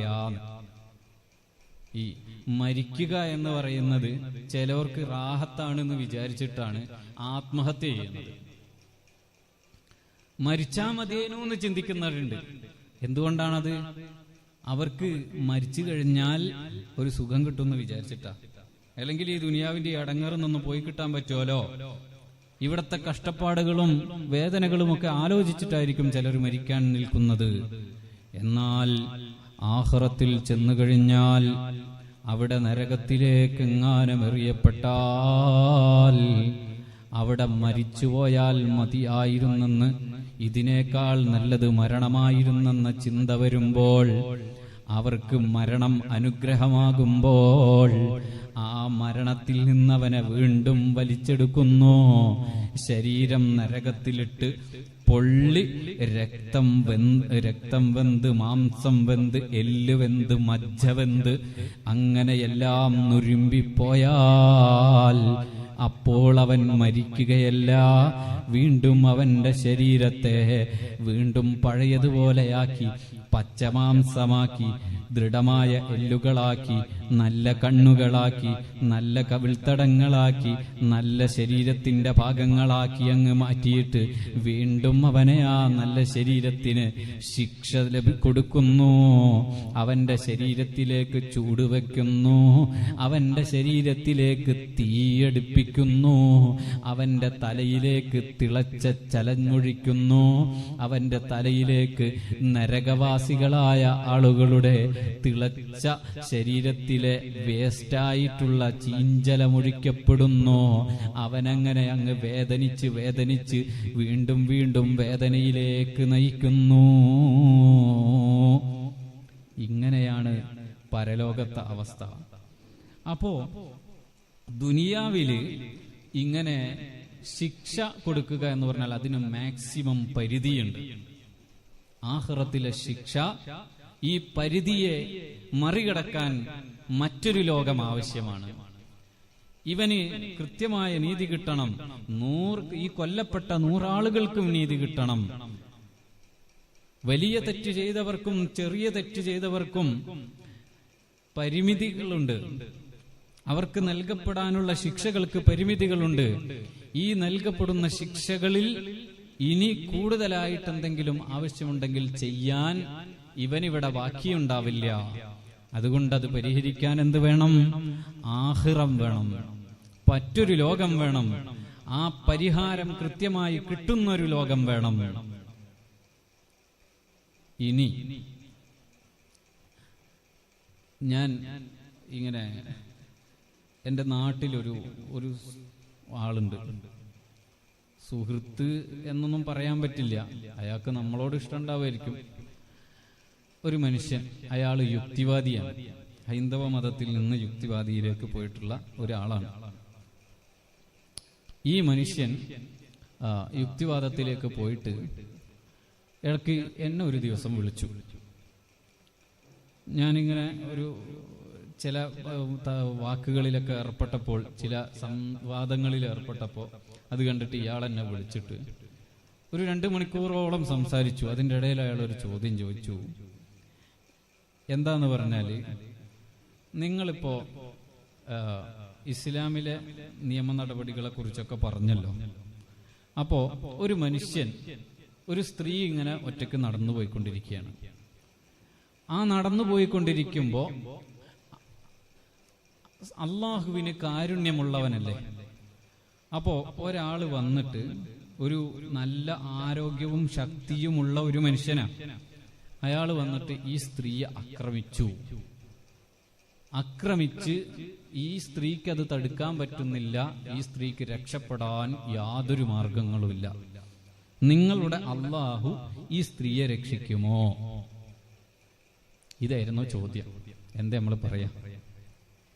നിങ്ങളുടെ അള്ളാഹു ഈ സ്ത്രീയെ രക്ഷിക്കുമോ? ആ സമയത്ത് രാത്രി വളരെ വൈകിട്ടാണ് ഇയാൾ വിളിക്കുന്നത്. ഇയാൾ ഗൾഫിൽ നിന്ന് പൈസ കൊടുത്തിട്ട് കോള് വിളിക്കുക. രക്ഷിക്കുമോ എന്ന് ചോദിച്ചു. വേറെയും കുറെ ചോദ്യങ്ങളൊക്കെ ചോദിച്ചിരുന്നു. കുറെ ചോദ്യങ്ങൾ ചോദിച്ചതിൽ നിന്ന് ഞാൻ ചിലത് കിതാബ് നോക്കിയിട്ട് പറയാൻ വേണ്ടിയിട്ട് മാറ്റിവെക്കുകയും, എന്നാൽ ഈ ചോദ്യം ചോദിച്ചപ്പോ എനിക്ക് ആ സമയത്ത് ഓർമ്മ വന്നത് ഈ മറുപടിയാണ്. എന്താണ്? ഈ സ്ത്രീക്ക് ഇവിടെ രക്ഷ കിട്ടിയിട്ടില്ലെങ്കിൽ ഇവൾക്ക് നീതി നടപ്പിലാക്കപ്പെടണം. അപ്പോ നിങ്ങൾ വിശ്വസിക്കുന്ന വിശ്വാസമാണ് തെറ്റ്. എന്തേ? ഈ സ്ത്രീ ആക്രമിക്കപ്പെട്ട ഈ സ്ത്രീക്ക് പിന്നെ പിന്നീട് എങ്ങനെയാണ് രക്ഷ കിട്ടുക? ഇവിടെ ജീവിതത്തിൽ രക്ഷ കിട്ടിയില്ല. അപ്പോ നമുക്കെന്ത് ചെയ്യാം? ഈ ജീവിതത്തിന്റെ അവസാന ഘട്ടത്തിലും രക്ഷ കിട്ടാതായി കഴിയുമ്പോൾ അവൾ മരിച്ചു കഴിഞ്ഞാൽ ഈ ലോകം അവസാനിച്ചു കഴിഞ്ഞാൽ പിന്നീടൊരു ലോകത്ത് അവൾക്ക് നീതി ലഭിക്കപ്പെടും. എന്നാൽ ഈ ജീവിതം മാത്രമേ ഉള്ളൂ, മറ്റൊരു ജീവിതം ഇനി ഇല്ല എന്ന് നിലപാടെടുക്കുന്ന ആളെ സംബന്ധിച്ചിടത്തോളം അവർക്ക് അവിടെ മറുപടിയില്ല. എന്ത് ചെയ്യാൻ പറ്റുമെന്നറിയില്ല. അതുകൊണ്ട് ഒരുപാട് തെളിവുകളുണ്ട്. പരലോകം, മറ്റൊരു ലോകം ഉണ്ട് എന്നും അവിടെ നമ്മൾ ചെയ്യുന്ന പ്രവർത്തനങ്ങൾക്കൊക്കെ പ്രതിഫലവും ശിക്ഷയും ലഭിക്കും എന്നുമുള്ളതിന് ഒരുപാട് ബുദ്ധിപരമായിട്ടും കിതാബിയായിട്ടുമുള്ള ഗ്രന്ഥപരമായിട്ടുള്ള തെളിവുകൾ നമുക്ക് കണ്ടെത്താൻ സാധിക്കും. എന്തുകൊണ്ട് അങ്ങനെയുള്ള വീഡിയോകൾ വരുമ്പോൾ നമ്മളത് പരമാവധി കാണാതിരിക്കുക. നമ്മൾ കാണൂല, പക്ഷെ അത് മക്കളിൽ നിന്ന് അങ്ങനെയുള്ള കാര്യങ്ങളൊക്കെ രക്ഷപ്പെടുത്തിയെടുക്കാൻ നമ്മൾ ശ്രദ്ധിക്കണം. മാത്രമല്ല, മക്കൾക്ക് കൃത്യമായ അറിവ് നാം പഠിപ്പിച്ചു കൊടുക്കണം. ബഹുമാനപ്പെട്ട ശൈഖുന ഉസ്താദ് അവറുകളുടെ ആ ദീർഘവീക്ഷണത്തിന്റെ ഫലമാണ് നമ്മുടെ ഈ സ്ഥാപനം. ദാറുൽ മആരിഫിന്റെ കീഴിൽ നടക്കുന്ന ഈ വനിതാ ശരീഅത്ത് കോളേജ് നമ്മുടെ മക്കൾക്ക് ഈ വളർന്നു വരുന്ന ഈ കൗമാര പ്രായത്തിലാണ് ഇങ്ങനെയുള്ള ചിന്തകളും എതിർപ്പുകളും ഒക്കെ വളർന്നു വരിക. അവരാ സമയത്ത് ഇങ്ങനെയുള്ള ചിന്തകളൊക്കെ വന്നുകൊണ്ടിരിക്കുന്ന ആ ഒരു സമയത്ത് അവരെ ഒന്ന് കടിഞ്ഞാണിടാൻ, അല്ലെങ്കിൽ അങ്ങനെയുള്ള ചിന്തകളിലേക്ക് പോകാതിരിക്കാൻ, അല്ലെങ്കിൽ ആ ചിന്ത വരുമ്പോൾ അതിനുള്ള മറുപടി കൊടുക്കാൻ നമ്മുടെ മക്കൾക്ക് പര്യാപ്തത വേണമെങ്കിൽ നമ്മുടെ മക്കളെ അവരുടെ ഈമാനാണ് ഏറ്റവും വലുത് എന്ന് മനസ്സിലാക്കിക്കൊണ്ട് ഇതുപോലെയുള്ള സ്ഥാപനങ്ങളിൽ ചേർത്ത് പഠിപ്പിക്കണം. അതോടൊപ്പം ഞാനും ഇതേപോലെ ഒരു സ്ഥാപനത്തിൽ ജോലി ചെയ്തുകൊണ്ടിരിക്കുകയാണ്. തൃശൂർ ജില്ലയിലെ ചെറുതുരുത്തി താഴപ്ര മർക്കസ് ഹാദിയ വിമൻസ് കോളേജ് എന്ന് പറഞ്ഞിട്ടുള്ള ഒരു സ്ഥാപനത്തിലാണ് ജോലി ചെയ്തുകൊണ്ടിരിക്കുന്നത്. അപ്പോ നമുക്ക് നമ്മുടെ മക്കളെ കൃത്യമായിട്ടുള്ള ആത്മീയ വിദ്യാഭ്യാസം കൊടുക്കുവാനും ദീനിയായ വിശ്വാസങ്ങളെ കൃത്യമായി മനസ്സിലാക്കി കൊടുക്കുവാനും ഇതുപോലെയുള്ള സ്ഥാപനങ്ങളിൽ നമ്മൾ പഠിപ്പിച്ചേ തീരൂ. നമ്മൾ അവർക്ക് അറിവ് കൊടുത്തേ തീരൂ. മദ്രസ വിദ്യാഭ്യാസം കൊണ്ട് മാത്രമായില്ല. കാരണം ചില ജീവിതത്തിലെ പല കാര്യങ്ങളുടെയും പ്രാക്ടീസുകൾ വരുന്നത് ഈ ഒരു കൗമാരപ്രായത്തിലാണ്. സ്ത്രീ സംബന്ധമായ കാര്യങ്ങളുടെ അവരുടെ ജീവിതത്തിൽ ഒരു സ്ത്രീയായി തീരുമ്പോൾ ഉണ്ടാകുന്ന വളർച്ചാഘട്ടങ്ങളിലെ പല കാര്യങ്ങളും പ്രാക്ടീസ് ചെയ്യപ്പെടുന്ന ഒരു സമയമാണ് ഈ കൗമാരഘട്ടം എന്ന് പറയുന്നത്. ആ ഒരു സമയമൊക്കെ കൃത്യമായി നമ്മുടെ മക്കൾക്ക് അറിവാണ് ലഭിക്കേണ്ടത്. അതിനു പകരം ഇങ്ങനെയുള്ള പുറത്തു നിന്നുള്ള മുറിയറിവുകൾ ലഭിക്കുമ്പോൾ, തെറ്റായ അറിവുകൾ ലഭിക്കുമ്പോൾ പിന്നീട് ഒരു 20 വയസ്സ് കഴിഞ്ഞ് അവരൊരു 30 വയസ്സിലേക്ക് എത്തുമ്പോഴും അവർക്ക് നമ്മുടെ ദീനിനോട് പുച്ഛമായിരിക്കും. അവർക്ക് നമ്മുടെ ദീനിനോട് വെറുപ്പായിരിക്കും. ദീനിനെ കുറിച്ച് വെറുപ്പ് പ്രചരിപ്പിക്കാൻ ഒരു കാരണമായി ഇത് തീരുമെന്ന് എന്റെ പ്രിയപ്പെട്ട സഹോദരിമാരും ഉമ്മമാരും മനസ്സിലാക്കണം. നിങ്ങൾക്കറിയോ, ഇന്ന് ഏതൊക്കെ രൂപത്തിലാണ് പുതിയ വാദങ്ങൾ വന്നുകൊണ്ടിരിക്കുന്നത്? LGBTIQ എന്ന് പറയുന്ന ഈ വിഭാഗങ്ങൾ ഉണ്ടായി തീർന്നിട്ടുണ്ട്. നിങ്ങൾക്ക് ആർക്കെങ്കിലും ഈ സ്പെല്ലിങ്ങുകളുടെ ഫുൾ ഫോം അറിയോന്ന് എനിക്കറിയില്ല. മനുഷ്യൻ ആണും പെണ്ണുമാണ്. പുരുഷൻ സ്ത്രീയെ വിവാഹം കഴിക്കണം. സ്ത്രീക്ക് പുരുഷനോടാണ് ആഗ്രഹം തോന്നേണ്ടത്. അതിനപ്പുറത്ത് മറ്റ് ചിന്തകളിലേക്കൊന്നും പോകാൻ പാടില്ല. അതല്ലാത്ത രൂപത്തിലുള്ള ചിന്തകൾ എന്ന് പറയുന്നത് മനസ്സിന്റെ പ്രശ്നമാണ് എന്ന് മനസ്സിലാക്കുകയും അത് നിയന്ത്രിക്കാൻ നമുക്ക് സാധിക്കുകയും വേണം. അത് നിയന്ത്രിക്കുന്നതിന് പകരം എനിക്ക് ഒരാൾക്ക് ഇപ്പോ പുരുഷനായ ഒരാൾക്ക് സ്ത്രീയാണ് എന്ന് തോന്നുമ്പോൾ അത് അംഗീകരിച്ചു കൊടുക്കുകയും സ്ത്രീയായ ഒരാൾക്ക് അതൊരു പുരുഷനാണ് എന്ന് തോന്നുമ്പോൾ അത് അംഗീകരിച്ചു കൊടുക്കുകയും ചെയ്യുന്ന ഒരു സമ്പ്രദായം നമ്മുടെ ലോകത്തുണ്ടായാൽ പിന്നീട് ഒരു മനുഷ്യൻ പറയും, ഞാനിപ്പോ മനുഷ്യനായിട്ടല്ല എനിക്ക് തോന്നണത്, ഞാനൊരു പശുവായിട്ടാണ് തോന്നുന്നത്, അതുകൊണ്ട് എനിക്ക് പശുവായിട്ട് ജീവിക്കണം, 4 കാലിൽ നടന്ന് പശുവായിട്ട് ജീവിക്കണം. ഇങ്ങനെയൊക്കെ ആലോചിച്ചു കഴിഞ്ഞ നമ്മുടെ ലോകം പിന്നെ തിരിഞ്ഞു കറങ്ങൂലേ? അപ്പൊ വിശ്വാസം എന്ന് പറയുന്നത് വലിയ പ്രശ്നമാണ്. വിശ്വാസത്തിന്റെ കാര്യത്തിൽ കൃത്യമായ ഇടപെടലുകൾ നമ്മൾ നടത്തണം. അറിവ് നമ്മൾ കൊടുത്തേ തീരൂ. അതിന് നമ്മുടെ സ്ഥാപനങ്ങൾ, ഒരുപാട് സ്ഥാപനങ്ങൾ നമുക്കുണ്ട്, അത് ഉപയോഗപ്പെടുത്തിയേ തീരൂ. അല്ലാഹു നമ്മുടെ മക്കളെയൊക്കെ സ്വാലിഹീങ്ങളാക്കുമാറാകട്ടെ. അങ്ങനെ നമ്മളിപ്പോ പരലോകത്തെ കുറിച്ചാണ് പറഞ്ഞുകൊണ്ടിരിക്കുന്നത്. പരലോകത്തെ അവസ്ഥകൾ വല്ലാത്ത അവസ്ഥകളാ.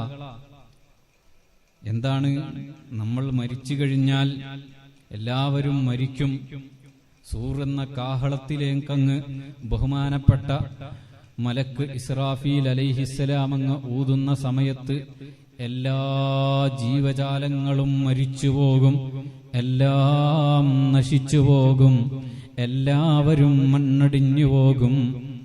അല്ലാഹു സുബ്ഹാനഹു വ തആല ഒഴികെ ഈ പ്രപഞ്ചത്തിലെ എല്ലാം കണ്ണടച്ചുപോയി. ഇസ്രാഫീൽ അലൈഹിസ്സലാമും ജീവിച്ചിരിക്കുവോ? ബഹുമാനപ്പെട്ടവരെയും അല്ലാഹു മരിപ്പിക്കുകയും രണ്ടാമത് ഊതുന്നതിന് മുൻപ് ജീവിപ്പിക്കുകയും ചെയ്യുമെന്നാണ് കിതാബുകളിൽ പറയുന്നത്. അപ്പോ എല്ലാവരും മരിച്ചു പോകും. എന്നിട്ട് രണ്ടാമതൊരു ഊത്തില് മുൻപ് മരിച്ചവരും ഇപ്പോൾ മരിച്ചവരും എല്ലാവരും പുനർജനിക്കപ്പെടും. അങ്ങനെ പുനർജനിച്ചിട്ടോ അവിടെ അങ്ങ് ഒരുമിച്ചു കൂട്ടും. യൗമ തുബദ്ദലുൽ അർളു ഗൈറൽ അർള്, ഭൂമിയല്ലാതാക്കി മറിച്ചിട്ട് ഈ ഭൂമിയല്ലാതാക്കി മറിക്കും. പരലോകമായി പിന്നെ പരലോകമായി. ആ പരലോകത്ത് എന്ത് മെറ്റീരിയലാണ് എന്ന് കൃത്യമായി നമുക്ക് മനസ്സിലാക്കാൻ കഴിയുന്നില്ല. അങ്ങനെ ഇവിടെ മണ്ണായിരിക്കുമോ അല്ലെങ്കിൽ ചെമ്പായിരിക്കുമോ എന്തായിരിക്കുമെന്ന് മനസ്സിലാക്കാൻ കഴിയുന്നില്ല. എന്തായാലും ഭൂമിയെ മറ്റൊന്നാക്കി മറിച്ചിട്ട് അല്ലാഹു സുബ്ഹാനഹു വ തആല എല്ലാ ജീവജാലങ്ങളെയും അങ്ങ് ഒരുമിച്ച് കൂട്ടും. അങ്ങനെ ഒരുമിച്ച് കൂട്ടിയിട്ട് അങ്ങനെ കുറെ കാലമങ്ങ് നിൽക്കും. ഈ നിൽക്കുന്നതിനൊരു പരിധിയില്ല. ഇങ്ങനെ നിന്നുകൊണ്ടിരിക്കുകയാണ്. 50,000 വർഷത്തോളം, 50,000 വർഷത്തിന്റെ അത്രയും വരുന്ന ദിവസമാണ് അന്ത്യനാൾ എന്ന് പറയുന്നത്. കിതാബുകൾ പഠിപ്പിച്ചത് പ്രകാരം 50,000 വർഷത്തോളം ഒരാളിങ്ങനെ നിൽക്കുക. നമ്മളൊന്ന് ആലോചിച്ചു നോക്ക്. നമ്മുടെയൊക്കെ ജീവിതത്തിൽ എത്ര വർഷം ഇപ്പൊ കഴിഞ്ഞുപോയി? 20 കഴിഞ്ഞവരുണ്ട്, 30 കഴിഞ്ഞവരുണ്ട്, 40ഉം 50ഉം 60ഉം കഴിഞ്ഞവരുണ്ട്. എന്നാൽ ഇതിന്റെയൊക്കെ അപ്പുറത്തേക്ക് 50,000 എന്ന് നമുക്ക് ചിന്തിക്കാൻ കഴിയുന്നുണ്ടോ? ഈ പ്രപഞ്ചത്തെ പടച്ചിട്ട് എത്ര വർഷമായി? നമുക്കറിയാവുന്ന കണക്കുകൾ നോക്കാം. ബഹുമാനപ്പെട്ട റസൂലുള്ളാഹി സ്വല്ലല്ലാഹു അലൈഹി വസല്ലമ തങ്ങൾ വന്നുപോയിട്ട് 1400-ലധികം വർഷങ്ങളായിട്ടുള്ളൂ. അതിന്റെ മുൻപത്തേക്കങ്ങ് നോക്കുമ്പോ ഒരു 10,000 വർഷം കഴിഞ്ഞു പോയതായിട്ട് നമുക്കറിയില്ല. എങ്കിൽ എന്റെ പ്രിയപ്പെട്ട ഉമ്മമാരെ, അതിനേക്കാളെല്ലാം വർഷം നമ്മളിങ്ങനെ ഒറ്റ നിൽപ്പിങ്ങനെ നിൽക്കുകയാണ്. ആ മഹ്ശറിയിൽ വെച്ച് നമ്മളെങ്ങനെ നിന്ന് മടുക്കുമ്പോ അല്ലാഹുവിന്റെ മുന്നിലേക്കൊന്നു പോകണം. ഇതെപ്പോ വിചാരണ ചെയ്യുമെന്നറിയണം. ഒന്ന് വിചാരണ ചെയ്തിട്ട് നരകത്തിലേക്കെങ്കിലും ഒന്ന് പോയാൽ മതിയായിരുന്നു എന്ന് ചില ആളുകൾ ചിന്തിക്കും. അങ്ങനെയുള്ള ഒരു സമയമാണ്. ആ സമയത്ത് വിചാരണയ്ക്ക് വെക്കാൻ വേണ്ടി ആദം നബി അലൈഹിസ്സലാമിന്റെ അടുത്തേക്ക് ചെല്ലും. അവിടെ നിന്ന് പിന്നെ ഇദ്രീസ് നബി അലൈഹിസ്സലാമിന്റെ അടുത്തേക്ക് ചെല്ലും. ഓരോ പ്രവാചകന്മാരുടെ അടുത്തേക്കും ചെല്ലും. അങ്ങനെയൊക്കെ ചെല്ലുമ്പോ അവരൊക്കെ പ്രയാസത്തിലാണ്. നഫ്സി നഫ്സി, എന്റെ ശരീരത്തിനെ പോലും എനിക്ക് ശുപാർശ ചെയ്തിട്ട് കയറ്റാൻ കഴിയാത്ത, അള്ളാഹുവിന്റെ മുന്നിലേക്ക് ശുപാർശ ചെയ്യാൻ കഴിയാത്ത ഒരു ഗതിയാണുള്ളത്. അള്ളാഹു സുബ്ഹാനഹു വ തആല വലിയ കോപത്തിലാണുള്ളത്. എനിക്ക് പോകാൻ പേടിയാണ് എന്നെല്ലാവരും പറയുമ്പോൾ ശഫീഉനാ വസയ്യിദുനാ വഹബീബുല്ലാഹി റസൂലുള്ളാഹി സ്വല്ലല്ലാഹു അലൈഹി വസല്ലമ തങ്ങളുടെ അടുത്തേക്കങ്ങ് ചെല്ലുന്ന സമയത്ത് മുത്തുനബി തങ്ങളതാ ലോകത്തുള്ള മുഴുവൻ ജനങ്ങളെയും ഏറ്റെടുത്തിട്ടങ്ങ് പറയുന്നു, അനലഹാ, ഞാനതിന് തയ്യാറാണ് എന്ന് പറഞ്ഞിട്ട് എല്ലാവരുടെയും വേദന കാണുന്ന റസൂലുള്ളാഹി സ്വല്ലല്ലാഹു അലൈഹി വസല്ലം, എല്ലാവരുടെ പ്രയാസങ്ങളിലും ഇടപെടുന്ന റസൂലുള്ളാഹി സ്വല്ലല്ലാഹു അലൈഹി വസല്ലം, മറ്റുള്ളവർ പ്രയാസപ്പെടുന്നത് കാണാൻ ഇഷ്ടമല്ലാത്ത മുത്തുനബി സ്വല്ലല്ലാഹു അലൈഹി വസല്ലം, അറിയില്ലേ നിങ്ങൾക്ക്, പരിശുദ്ധ ഖുർആൻ ആദ്യമായി ഇറക്കപ്പെടുന്നൊരവസരം ഹിറാ ഗുഹയിൽ മുത്തുനബി സല്ലല്ലാഹു അലൈഹി വസല്ലമ തങ്ങള് ഒറ്റയ്ക്കങ്ങിരുന്ന് ധ്യാന നിമഗ്നനായി പ്രാർത്ഥനാ നിരതനായി ഇരുന്നു കൊണ്ടിരിക്കുമ്പോ ആ സമയത്ത് മഹാനായ റസൂലുള്ളാഹി തങ്ങളുടെ അടുത്തേക്ക് മലക്കുൽ അംലാക്ക് ജിബ്രീൽ അലൈഹിസ്സലാം വന്ന് പരിശുദ്ധ ഖുർആൻ പറഞ്ഞു കൊടുക്കുന്നു. പരിശുദ്ധ ഖുർആൻ പറഞ്ഞു കൊടുക്കുന്ന അവസരത്തിൽ ആദ്യമായി കണ്ട ഞെട്ടലിൽ മുത്തുനബി സല്ലല്ലാഹു അലൈഹി വസല്ലമ തങ്ങൾ പേടിച്ചുപോയി. അവിടുന്ന് ഇറങ്ങിയിട്ട് ഇഖ്റ ബിസ്മി റബ്ബിക്കല്ലദീ ഖലഖ് പരിശുദ്ധ ഖുർആൻ ആയത്തുകൾ അങ്ങോതി കൊടുത്തതിന്റെ ശേഷം ജിബ്രീൽ അലൈഹിസ്സലാം അങ്ങ് കൂട്ടിപ്പിടിച്ചിട്ട് ആ ജിബ്രീൽ അലൈഹിസ്സലാം വിട്ടപ്പോ ഒറ്റ ഓട്ടമാണ് മഹദിയായ ഖദീജ റളിയല്ലാഹു അൻഹയുടെ അടുത്തേക്കോടിയപ്പോ ആ ഖദീജ ബീവി റളിയല്ലാഹു അൻഹ മുത്തുനബി സല്ലല്ലാഹു അലൈഹി വസല്ലമ തങ്ങളെ ചേർത്ത് പിടിച്ച് സാന്ത്വനിപ്പിച്ച വാചകം എന്താണെന്നറിയുമോ? ഇന്നക തഹ്മിലുൽ കല്ലാ, നബിയേ, അല്ലാഹു അങ്ങയെ കൈവിടില്ല നബിയേ. കാരണം എന്താണെന്നറിയുമോ? വല്ലാഹി ലാ യുഖ്സികല്ലാഹു അബദാ, അങ്ങയെ അല്ലാഹു കൈവിടില്ല നബിയേ. കാരണം ഇന്നക തക്സിബു തഹ്മിലുൽ കല്ലാ, പാവപ്പെട്ടവരെ ഏറ്റെടുക്കുന്നവരാണ്, ഇല്ലാത്തവർക്ക് കൊടുക്കുന്നവരാണ്, ഇല്ലാത്തവരെ വിഷമിപ്പിക്കാതിരിക്കുന്നവരാണ്, എല്ലാ പ്രയാസങ്ങളും മാറ്റിക്കൊടുക്കുന്നവരാണ്. അത് ദുനിയാവിൽ മാത്രമല്ലല്ലോ, ആഖിറത്തിലല്ലേ പ്രധാനമായും നമുക്ക് ഇല്ലായ്മ വരുമ്പോ, നമുക്ക് വിഷമം വരുമ്പോ ആ വിഷമങ്ങൾ തീർത്തു തരുന്നത് നബിയൂനൽ ആമീറുൻ നാഹി ഫലാ അഹദുൻ അബറ ഫീ ഖൗലിലാ മിൻഹു വലാ നഅമീ. നമ്മളെ കൽപ്പിച്ചുകൊണ്ട്, നന്മ കൽപ്പിച്ചുകൊണ്ട്, തിന്മയെ തൊട്ട് തടഞ്ഞുകൊണ്ട് ആഖിറത്തിൽ രക്ഷപ്പെടുത്താൻ വേണ്ടി കഷ്ടപ്പെട്ട റസൂലുള്ളാഹ് മരണത്തിന്റെ സമയത്ത് ഏറ്റവും കൂടുതൽ നബി തങ്ങൾക്കുണ്ടായിരുന്ന വേദന അത് എന്റെ ഉമ്മത്തിനെന്ത് സംഭവിക്കുമെന്നാലോചിച്ചിട്ടായിരുന്നെങ്കിൽ ആ മുത്തുനബി സല്ലല്ലാഹു അലൈഹി വസല്ലമ തങ്ങള് അങ്ങ് ഏറ്റെടുക്കുകയാണ്. ഈ പ്രപഞ്ചത്തിന്റെ തുടക്കം മുതൽ, മനുഷ്യകുലത്തിന്റെ തുടക്കം മുതലുള്ള ഇങ്ങോട്ടുള്ള ഓരോ മനുഷ്യന്റെയും വിചാരണയ്ക്ക് വേണ്ടി അള്ളാഹുവിന്റെ മുന്നിലേക്ക് അങ്ങ് മുത്തുനബി തങ്ങള് പോയി തലകുനിച്ചങ്ങിരുന്നോ, സുജൂദ് ചെയ്തുകൊണ്ട് അള്ളാഹുവിനോട് നബി തങ്ങൾ ഇങ്ങനെ പ്രാർത്ഥിച്ചു കൊണ്ടിരിക്കുമ്പോ, ശഫാഅത്ത് ചെയ്തുകൊണ്ടിരിക്കുമ്പോ അല്ലാഹുവിന് കേൾക്കാതിരിക്കാനാവില്ലല്ലോ. അല്ലാഹു സുബ്ഹാനഹു വ തആലക്ക് ഇഷ്ടപ്പെട്ട പ്രവാചകനല്ലേ. മുത്തുനബി സല്ലല്ലാഹു അലൈഹി വസല്ലമ തങ്ങൾക്ക് വേദനയാകുന്നത് അല്ലാഹുവിന് ഇഷ്ടമല്ലല്ലോ. പരിശുദ്ധമായ കഅബ ശരീഫ് ഖിബലയായി നിർണയിക്കുന്ന സമയത്ത്, അതിനു മുൻപ് പരിശുദ്ധമായ ബൈത്തുൽ മുഖദ്ദസിലേക്ക് തിരിഞ്ഞുകൊണ്ട് എല്ലാ ദിവസവും നിസ്കരിക്കുന്ന സമയത്തൊക്കെ മുത്തുനബി തങ്ങൾ ആകാശത്തിലേക്കൊരു നോട്ടമാണ്. മഹാനായ ജിബ്രീൽ അലൈഹിസ്സലാം വരുന്നുണ്ടോ? ജിബ്രീൽ അലൈഹിസ്സലാം വഹിയും കൊണ്ട് വരുന്നുണ്ടോ? എന്തിനാണ് വഹിയ കൊണ്ടുവരുന്നത്?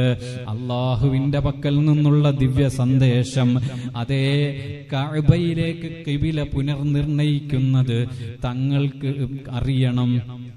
കഅബയിലേക്ക് ഖിബല പുനർനിർണയിക്കുന്നുണ്ടോ എന്ന് അറിയാൻ വേണ്ടിയിട്ട് മദീനയിൽ നിന്നിങ്ങനെ നബി തങ്ങളുടെ ഓരോ നിസ്കാരത്തിലും ഇടയ്ക്കിടെ, നിസ്കാരത്തിൻ്റെതല്ലാത്ത സമയത്തും ഇടയ്ക്കിടെ ആകാശത്തിലേക്ക് അങ്ങ് നോക്കുമ്പോ ആ നോക്കുന്നതറിഞ്ഞ അല്ലാഹു സുബ്ഹാനഹു വ തആല മുഖറബുൽ അംലാക്ക് ജിബ്രീൽ അലൈഹിസ്സലാമിനെ അങ്ങോട്ടയക്കുന്നു. എന്നിട്ട് പറയുന്നു, ലഖദ് നറാ തഖല്ലുബ വജ്ഹിക ഫിസ്സമാഅ ഫലനുവല്ലിയന്നക ഖിബ്ലതൻ തർളാഹാ. നബിയേ, അങ്ങ് ആകാശത്തേക്ക് ഇടയ്ക്കിടെ ഇടം കണ്ട് നോക്കുന്നത് ഞാൻ കാണുന്നുണ്ട് നബിയേ. അതുകൊണ്ട് തന്നെ അങ്ങേക്കിഷ്ടപ്പെട്ട ആ ഖിബലയിലേക്ക് തിരിഞ്ഞുകൊണ്ടങ്ങ് നിസ്കരിച്ചോളൂ. അല്ലാഹുവിന്റെ ഹബീബ്, അല്ലാഹുവിന്റെ ഇഷ്ടഭാജനം, അല്ലാഹുവിന്റെ ഇഷ്ടക്കാരൻ മുത്തുനബി സല്ലല്ലാഹു അലൈഹി വസല്ലമ തങ്ങൾ തലകുനിച്ചിട്ടങ്ങ് നിൽക്കുന്ന അവസരത്തിൽ അല്ലാഹു സുബ്ഹാനഹു വ തആല നബി തങ്ങളെ കൈവിടുന്നില്ല. ഈ ലോകത്തെ മുഴുവൻ ചരാചരങ്ങളുടെയും ഉത്തരവാദിത്തം ഏറ്റെടുത്തുകൊണ്ട് മുത്തുനബി സല്ലല്ലാഹു അലൈഹി വസല്ലമ തങ്ങൾ അവിടെ നിന്ന് ചോദിച്ചപ്പോ, ഇർഫഇ റഅസക സൽ തുഅതാ, നബിയെ തങ്ങൾ തങ്ങളുടെ തലയൊന്നുയർത്തു, നിങ്ങൾ ചോദിക്കൂ, ഞാൻ തരാമെന്ന് പറഞ്ഞുകൊണ്ട്, നിങ്ങൾക്ക് ലഭിക്കുമെന്ന് പറഞ്ഞുകൊണ്ട് മുത്തുനബി സല്ലല്ലാഹു അലൈഹി വസല്ലമ തങ്ങളെ തിരിച്ചു പരിഗണിക്കുന്ന റബ്ബ് സുബ്ഹാനഹു വ തആല അവിടുന്ന് പിന്നെ വിചാരണയ്ക്ക് വേണ്ടി ഒരുങ്ങുകയാണ്. അങ്ങനെ വിചാരണയ്ക്ക് വേണ്ടി ഒരുങ്ങുമ്പോ അവിടെ നിന്ന് ആദ്യമായി കേൾക്കുന്നൊരു പ്രഖ്യാപനമുണ്ട്. ആദ്യമായി കേൾക്കുന്ന പ്രഖ്യാപനം എന്താണെന്നറിയോ? എന്റെ പ്രിയപ്പെട്ട ഉമ്മമാരെ, പരിശുദ്ധ റമദാനാണ്. ചിലപ്പോൾ നിങ്ങൾ നിസ്കരിക്കുന്നവരായിരിക്കും, ഞാനും നിസ്കരിക്കുന്നവരായിരിക്കും, എല്ലാവരും ചിലപ്പോൾ ചെയ്യുന്നുണ്ടാകും. എന്നാൽ പതിവാക്കാൻ ശ്രമിക്കണം. ഞാൻ പറഞ്ഞു തരാം. ആദ്യമായി കേൾക്കുന്ന പ്രഖ്യാപനം എന്താണെന്നറിയുമോ? ഐനല്ലദീന തതജഅഫാ ജുനൂബുഹും അനിൽ മലാജിഇ ഖൗഫൻ വതമആ. എവിടെ ഒരു സംഘം ആളുകൾ, ആ സംഘത്തിന്റെ പ്രത്യേകത എന്താണ്? ആ സംഘം അവരുടെ കിടന്ന വിരിപ്പിൽ നിന്ന്, അവരുടെ കട്ടിലിൽ നിന്ന്, ആ കട്ടിലിനെ തനിച്ചാക്കി രാത്രിയിൽ എല്ലാവരും സുഖനിദ്രയിലാണ്ടിരിക്കുന്ന സമയത്ത്, എല്ലാവരും ഉറങ്ങുന്ന സമയത്ത് തഹജ്ജുദ് നിസ്കരിച്ചവരാണ്. ഐനല്ലദീന തതജാഫാ ജുനൂബുഹും അനിൽ മലാജിഇ ഖൗഫൻ വതമആ. അല്ലാഹുവിനെ ഭയപ്പെട്ടുകൊണ്ട്, അല്ലാഹുവിന്റെ ശിക്ഷയെ ഭയപ്പെട്ടുകൊണ്ട്, അല്ലാഹുവിന്റെ കോപത്തെ ഭയപ്പെട്ടുകൊണ്ട്, അല്ലാഹുവിൽ പ്രതീക്ഷയർപ്പിച്ച്, അല്ലാഹുവിന്റെ സ്വർഗത്തിൽ, അല്ലാഹുവിന്റെ പ്രതിഫലത്തിൽ, അതിനേക്കാൾ അപ്പുറത്ത് അല്ലാഹുവിന്റെ തൃപ്തിയിൽ പ്രതീക്ഷയർപ്പിച്ചുകൊണ്ട് അല്ലാഹുവിലേക്ക് തിരിഞ്ഞ് രാത്രിയിലെ ഉറക്കം നഷ്ടപ്പെടുത്തിയവരെവിടെ? അവര് പൊയ്ക്കോളൂ, അവർക്ക് വിചാരണയില്ല. എന്തൊക്കെയാ വിചാരണ ചെയ്യപ്പെടുന്നത്? നമ്മൾ ഒരുപാട് തെറ്റ് ചെയ്തു പോയവരല്ലേ, നമുക്കൊരുപാട് അബദ്ധങ്ങൾ വന്നു പോയിട്ടില്ലേ, മറ്റുള്ളവരെ ആക്ഷേപിച്ചിട്ടില്ലേ, ഗീബത്ത് പറഞ്ഞിട്ടില്ലേ, നിസ്കാരം ഖളാ ആയി പോയിട്ടില്ലേ, അങ്ങനെ പല തെറ്റുകളും വന്നു പോയിട്ടില്ലേ. എന്നാൽ ഇനി ചെറിയ ചെറിയ തെറ്റുകൾക്കൊക്കെ വിചാരണ നടക്കുമ്പോൾ, ഒരു മുട്ടുസൂചിയുടെ കളവിന് പോലും വിചാരണ നടക്കുമ്പോൾ, അവകാശങ്ങൾ ഓരോന്നോരോന്നായി വിചാരണ നടക്കുമ്പോൾ, തഹജ്ജുദ് നിസ്കരിച്ച് രാത്രിയിൽ അല്ലാഹുവിനോടടുത്തവർ, അവർക്ക് വിചാരണയില്ലാതെ സ്വർഗത്തിലേക്ക് പോകാൻ അല്ലാഹു സുബ്ഹാനഹു വ തആല അനുവാദം കൊടുക്കുന്നു. അപ്പൊ തഹജ്ജുദ് നിസ്കരിച്ചിട്ട് എന്നാ ബാക്കിയുള്ള നിസ്കാരങ്ങളൊക്കെ ഒഴിവാക്കിയാൽ മതിയോ? തഹജ്ജുദ് നിസ്കരിക്കുക എന്ന് പറഞ്ഞു കഴിഞ്ഞാൽ തന്നെ ഫർള് നിസ്കരിച്ചിട്ട് മതിയാവാതെയാണ് നിസ്കരിക്കുന്നത്. ഫർള് നിസ്കരിച്ചിട്ട് അതുകൊണ്ട് തൃപ്തിയാവാതെ ഇനിയും വേണമെന്ന് വിചാരിച്ചിട്ടാണ് നമ്മൾ തഹജ്ജുദ് നിസ്കരിക്കുന്നത്. പിന്നെ മറ്റു നിസ്കാരങ്ങളൊക്കെ ഉണ്ടാവുമല്ലോ, ഫർളായ കാര്യങ്ങളൊക്കെ നിർവഹിച്ചിട്ടുണ്ടാവുമല്ലോ, പരിശുദ്ധ ഖുർആനെ പരിഗണിച്ചിട്ടുണ്ടാവുമല്ലോ, നമുക്ക് ഉത്തരവാദിത്തങ്ങൾ നിർവഹിച്ചിട്ടുണ്ടാവുമല്ലോ. അപ്പൊ അതുകൊണ്ട് ആ മനുഷ്യന്റെ പവറ് അത് മാറുകയാണ്. വിചാരണ ചെയ്യപ്പെടാത്ത രൂപത്തിൽ പടച്ച റബ്ബിന്റെ കോടതിയിൽ നിന്ന് സ്വർഗത്തിലേക്ക് ഡയറക്റ്റ് കയറാനുള്ള അവസരം കിട്ടുന്നതാണ്. അല്ലാഹു നമ്മൾ അതിലൊക്കെ പെടുത്തട്ടെ. പടച്ചോനെ, ഒന്നാലോചിച്ചു നോക്കൂ, നമുക്ക് എത്ര സൗഭാഗ്യമാണ് ലഭിക്കുന്നത്. നമ്മൾക്ക് പല രൂപത്തിൽ തഹജ്ജുദ് നിസ്കരിക്കാൻ കഴിയും. രാത്രി ഒന്ന് ഉറങ്ങി എഴുന്നേറ്റ് കഴിഞ്ഞാൽ തഹജ്ജുദ് നിസ്കരിക്കാതെ എപ്പോഴായാലും ശരി, ഇശാ നിസ്കാരം കഴിഞ്ഞ് നമ്മൾ ഉറങ്ങി തഹജ്ജുദ് നിസ്കരിക്കാം. ചില കിതാബുകളിൽ കാണാം, നമ്മൾ മഗ്രിബ് നിസ്കരിച്ചിട്ട് ഉറങ്ങി, ഇശാ നിസ്കരിച്ചിട്ടില്ല, ഇശാ നിസ്കാരം കഴിയുന്നതിന് മുൻപ് എഴുന്നേറ്റു, അല്ല ഇശാ നിസ്കാരം കഴിയുന്നതിന് മുമ്പ് ഉറങ്ങിയതിന്റെ ശേഷം എഴുന്നേറ്റ് നമ്മൾ ഇശാ നിസ്കരിച്ചിട്ട് ഉറങ്ങാതെ തഹജ്ജുദ് നിസ്കരിക്കാം. അങ്ങനെയും ചെയ്യാമെന്ന് കണ്ടിട്ടുണ്ട് ഞാൻ. അപ്പോ അങ്ങനെ നിർവഹിക്കാം. രാത്രിയുടെ രണ്ടാം പകുതിയിലാവലാണ് ഏറ്റവും നല്ലത്. രാത്രിയുടെ അവസാനത്തെ സമയത്താണ് ഏറ്റവും നല്ലത്. എഴുന്നേൽക്കുക, എഴുന്നേറ്റിട്ട് സുബഹി നിസ്കരിക്കുന്നതിന് ഒരു അരമണിക്കൂറോ ഒക്കെ നേരത്തെ എഴുന്നേറ്റ് തഹജ്ജുദ് നിസ്കരിച്ച് സുബഹിയെ കാത്തിരിക്കുക. എന്തൊരു സന്തോഷമായിരിക്കും. രാവിലെകളിൽ അല്ലാഹു സുബ്ഹാനഹു വ തആല ബറക്കത്തുണ്ട് എന്നാണ് പറഞ്ഞിരിക്കുന്നത്. നബി തങ്ങൾ ദുആ ചെയ്തിട്ടുണ്ട്, അല്ലാഹുമ്മ ബാരിക് ലി ഉമ്മത്തി ഫീ ബുക്കൂരിഹിം. രാവിലെകളിൽ ഉറങ്ങാതെ നമ്മൾ പ്രവർത്തനങ്ങൾ ചെയ്യുക. പരിശുദ്ധ ഖുർആൻ ഓതുക, സുബഹി നിസ്കരിച്ചതിന് ശേഷം ഖുർആൻ ഓതുക. അതുപോലെ അതിനുശേഷം നമുക്ക് പഠിക്കാനുള്ളതൊക്കെ പഠിക്കുക. ഇൽമു പഠിക്കാനുണ്ടെങ്കിൽ അത് പഠിക്കാം. അല്ല, മറ്റ് വിഷയങ്ങൾ, അക്കാഡമിക്കൽ വിഷയങ്ങളാണെങ്കിൽ അതൊക്കെ പഠിക്കാനുള്ള ഒരു നല്ല സമയമാണ് സുബഹിക്ക് ശേഷമുള്ള സമയം എന്ന് പറയുന്നത്. പുലർക്കാല സമയങ്ങൾ എന്ന് പറയുന്നത്, രാവിലെ നേരത്തെ എഴുന്നേറ്റിരുന്ന് പഠിക്കുക എന്ന് പറയുന്നത്. തഹജ്ജുദ് നിസ്കരിക്കുന്നതിലൂടെ ഇങ്ങനെയുള്ള ദുന്യവിയായ കുറച്ച് ഗുണങ്ങളും കൂടി ലഭിക്കും. തഹജ്ജുദ് നിസ്കരിച്ചവർക്ക് ആഖിറത്തിൽ ലഭിക്കുന്ന ഗുണം, അത് അള്ളാഹുവിന്റെ വിചാരണയില്ലാത്ത ഒരു കാറ്റഗറിയിലേക്ക്, ആ ഒരു പവിത്രതയിലേക്ക് നമ്മൾ മാറ്റപ്പെടുന്നു എന്നുള്ളതാണ്. അള്ളാഹു കൂട്ടരിൽ നമ്മളെ പെടുത്തുമാറാകട്ടെ. അങ്ങനെ വിചാരണ തുടങ്ങിക്കഴിഞ്ഞാൽ, വിചാരണ തുടങ്ങിയിട്ട്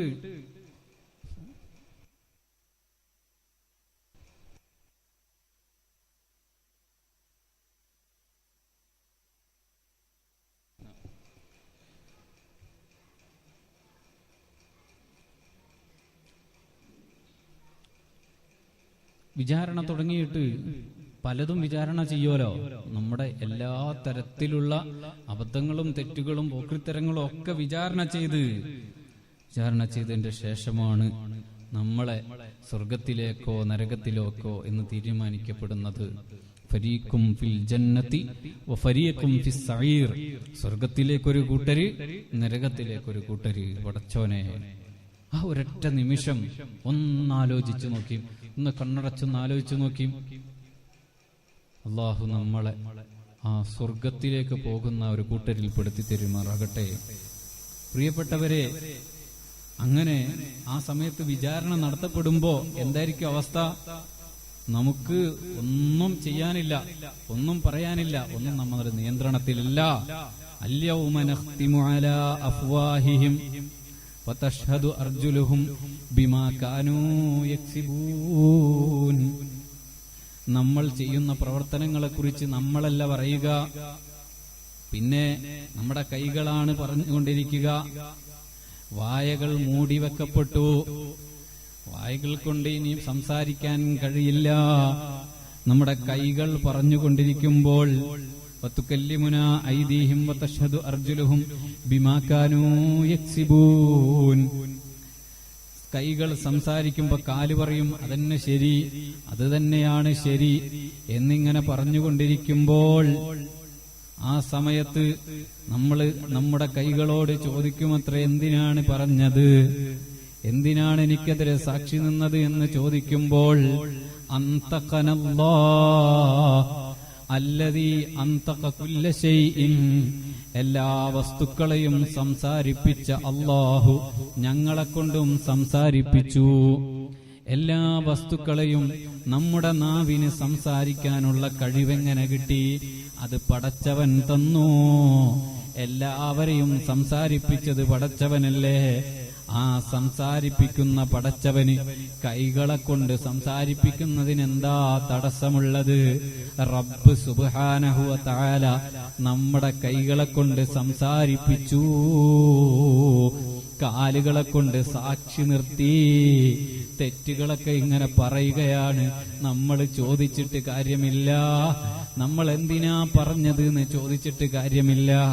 ദുനിയാവില് നമുക്ക് തെറ്റ് സംഭവിച്ചാൽ ആ തെറ്റുകളെ നമുക്ക് മറച്ചു വെക്കാൻ കഴിയുമായിരിക്കും. നിയമത്തിന്റെ കണ്ണിൽ നിന്ന് നമുക്കത് മറച്ചു വെക്കാൻ കഴിയുമായിരിക്കും. ഭരണാധികാരികളിൽ നിന്ന് നമുക്ക് മറഞ്ഞു നിൽക്കാൻ കഴിയുമായിരിക്കും. നമ്മളെ എതിർത്ത് പറയാൻ പോകുന്നവരെ തടയാൻ നമുക്ക് കഴിയുമായിരിക്കും. അവരോട് പറയണ്ട എന്ന് പറയാൻ നമുക്ക് കഴിയുമായിരിക്കും. സാക്ഷികളെ സ്വാധീനിക്കാൻ കഴിയുമായിരിക്കും. എന്നാൽ എന്റെ പ്രിയപ്പെട്ടവരെ, നമ്മളൊക്കെ പടച്ച റബ്ബിന്റെ മുന്നിൽ വിചാരണക്ക് നിൽക്കുമ്പോൾ ആ വിചാരണ സദസ്സിൽ വെച്ചുകൊണ്ട് നമ്മുടെ നിയന്ത്രണമില്ലാതെ നമ്മൾ ഈ കൈപൊക്കി പിടിച്ചിരിക്കുന്നില്ലേ? ആ കൈകൾ സംസാരിക്കുമ്പോ തടയാൻ കഴിയാതിരിക്കുമ്പോ വഷളാക്കപ്പെടുമ്പോൾ നമുക്ക് രക്ഷ കിട്ടണം. നമുക്കതിനു വേണ്ടി ചെയ്യാൻ പറ്റുന്നത് നമ്മുടെ തെറ്റുകൾ കുറയ്ക്കുക. അക്രമികളായ ആളുകൾക്ക്, സത്യനിഷേധികളായ ആളുകൾക്ക് ഈ അവസരത്തിൽ, ഈ സമയത്ത് സത്യനിഷേധികൾ ഇങ്ങനെ ആലോചിക്കും. അവരിങ്ങനെ ഞങ്ങളെ ഒന്നുകൂടി ഒന്ന് മടക്കി വിട്ടിരുന്നെങ്കിൽ ഞങ്ങൾ തിരിച്ച് നല്ലവരായി തിരിച്ചു വരാമെന്ന് പറഞ്ഞുകൊണ്ട് ആലോചിച്ചുകൊണ്ടിരിക്കുമെന്ന് പരിശുദ്ധ ഖുർആൻ പറയുന്നു. ചെയ്തുപോയ തെറ്റുകളെക്കുറിച്ച്, ചെയ്തുപോയ അക്രമങ്ങളെക്കുറിച്ച്, വിശ്വസിക്കാതിരുന്നതിനെക്കുറിച്ച് അവരിങ്ങനെ ആലോചിച്ചു കൊണ്ടിരിക്കും. യൗമ യഅദ്ദുല്ലാലിമു അലാ യദൈ, അക്രമികളിങ്ങനെ സ്വയം കൈവിരലുകൾ കടിച്ചുകൊണ്ടിരിക്കും. യാ ലൈതനി തഖത്തുർ റസൂല സബീലാ, മുത്തുനബി തങ്ങളെ മാർഗദർശകനായി ഞാൻ സ്വീകരിച്ചിരുന്നെങ്കിൽ, യാ ലൈതനി ലം അത്തഖിദ് ഫുലാനൻ ഖലീലാ, എന്നോട് അക്രമം കാണിച്ച, എന്നെ വഴിതെറ്റിച്ച ആ കൂട്ടുകാരനെ ഞാൻ കൂട്ടുകാരനാക്കിയില്ലായിരുന്നെങ്കിൽ, ലഖദ് അദല്ലനീ, അവനെന്നെ വഴിപിഴപ്പിച്ചു. ലഖദ് അദല്ലനീ അനി ദിക്രി, അല്ലാഹുവിനെ ഓർക്കുന്നതിൽ നിന്ന് എന്റെ കൂട്ടുകാരൻ എന്നെ വഴിപിഴപ്പിച്ചു പോയി. അല്ലാഹുവിനെ ഓർക്കുന്നതിൽ നിന്ന് ചിന്ത മാറ്റിക്കളഞ്ഞു.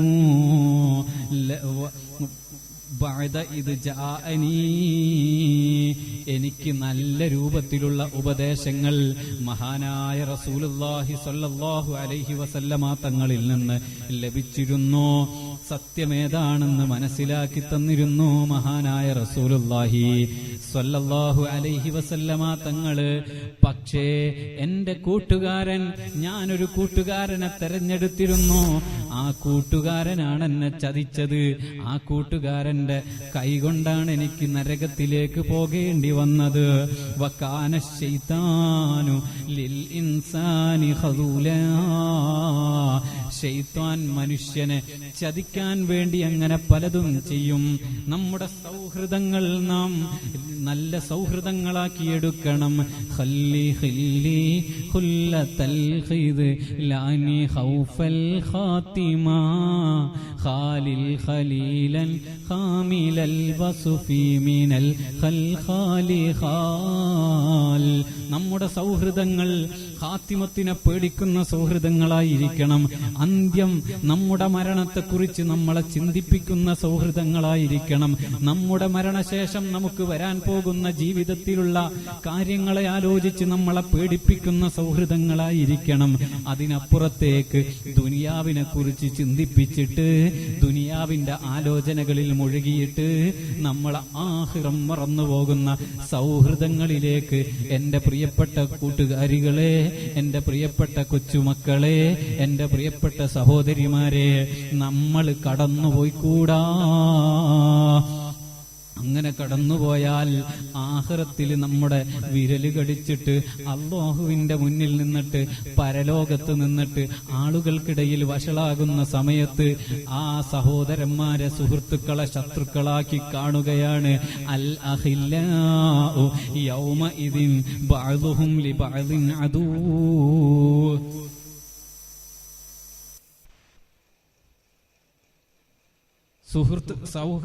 സഹോദരന്മാർ, സുഹൃത്തുക്കൾ പരസ്പരം ശത്രുക്കളായിരിക്കുന്നൊരവസരം.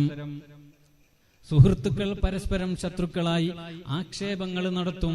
അവനാണ് എന്നെ വഴിതെറ്റിച്ചത്, അവനാണ് എന്നെ പ്രയാസപ്പെടുത്തിയത്, അതുകൊണ്ട് അവനെ കൂടി ശിക്ഷിക്കൂ എന്ന് പറഞ്ഞിട്ട് നമ്മുടെ തെറ്റുകൾ മറ്റുള്ളവരുടെ മേലിലേക്ക് ഇട്ടുകൊടുക്കേണ്ട അവസ്ഥ. അങ്ങനെ തെറ്റ് ചെയ്തു കഴിഞ്ഞാൽ ആര് പ്രേരിപ്പിച്ചിട്ടായാലും ആര് പറഞ്ഞിട്ടായാലും തെറ്റ് ചെയ്തു കഴിഞ്ഞാൽ അതിന്റെ ശിക്ഷ നമ്മൾ തന്നെ അനുഭവിക്കേണ്ടി വരും. അവിടെ നമ്മൾ ഒറ്റയ്ക്കാണ്. നമുക്കിവിടെ എന്തെങ്കിലും പ്രയാസം പറ്റിക്കഴിഞ്ഞാൽ നമുക്ക് ആ പ്രയാസത്തിന് കൂട്ടുനിൽക്കാൻ നമ്മുടെ ഉപ്പയുണ്ട്, നമ്മുടെ സുഹൃത്തുക്കളുണ്ട്, നമ്മുടെ ഉമ്മയുണ്ട്, നമ്മുടെ വേദന മാറ്റിത്തരാൻ ഭാര്യയും ഭർത്താവുമുണ്ട്, സഹോദരങ്ങളുണ്ട്, നാട്ടുകാരുണ്ട്. എന്നാൽ അവിടെ അങ്ങ് ചെല്ലുമ്പോ മരിച്ചു കഴിഞ്ഞാൽ പിന്നെ നമ്മൾ ഒറ്റയ്ക്കായി. നമ്മുടെ ഖബറിൽ ഒറ്റയ്ക്കാണ്, മഹ്ശറിലെ വിചാരണയ്ക്കൊറ്റയ്ക്കാണ്. അവിടെ ചെയ്ത തെറ്റുകളൊക്കെ ഒറ്റയ്ക്ക് തന്നെ മറുപടി പറയേണ്ട അവസ്ഥയിലാണ് നാം ഉള്ളത്. അങ്ങനെ ഒറ്റയ്ക്ക് മറുപടി പറയണം കേട്ടോ. നമുക്ക് തെറ്റിന് കൂട്ടുനിന്ന നമ്മുടെ സുഹൃത്തുക്കള്, കൂട്ടുനിന്ന നമ്മുടെ സഹപാഠികള് ആരും തന്നെ നമുക്ക് അവിടെ വെച്ച് മറുപടി പറയാനുണ്ടാകില്ല. യൗമ യഫിറുൽ മർഉ മിൻ അഖീഹി വസ്വാഹിബ് യൗമ യഫിറുൽ മർഉ മിൻ അഖീഹി. തന്റെ കൂട്ടുകാരനിൽ നിന്ന് ഒളിച്ചോടുന്ന, വാപ്പയിൽ നിന്ന് ഒളിച്ചോടുന്ന, ഉമ്മയിൽ നിന്ന് ഒളിച്ചോടുന്ന, ഭാര്യയിൽ നിന്ന് ഓടി അകലുന്ന, അവരെയൊക്കെ വെറുക്കുന്ന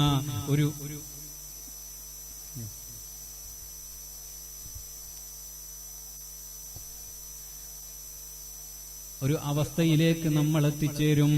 അല്ലാഹു സുബ്ഹാനഹു വ തആലയുടെ ആ കോടതിയിൽ നമുക്ക് രക്ഷപ്പെടണം, ആ ലോകത്ത് നമുക്ക് രക്ഷപ്പെടണം. അല്ലാഹു തൗഫീഖ് നൽകുമാറാകട്ടെ.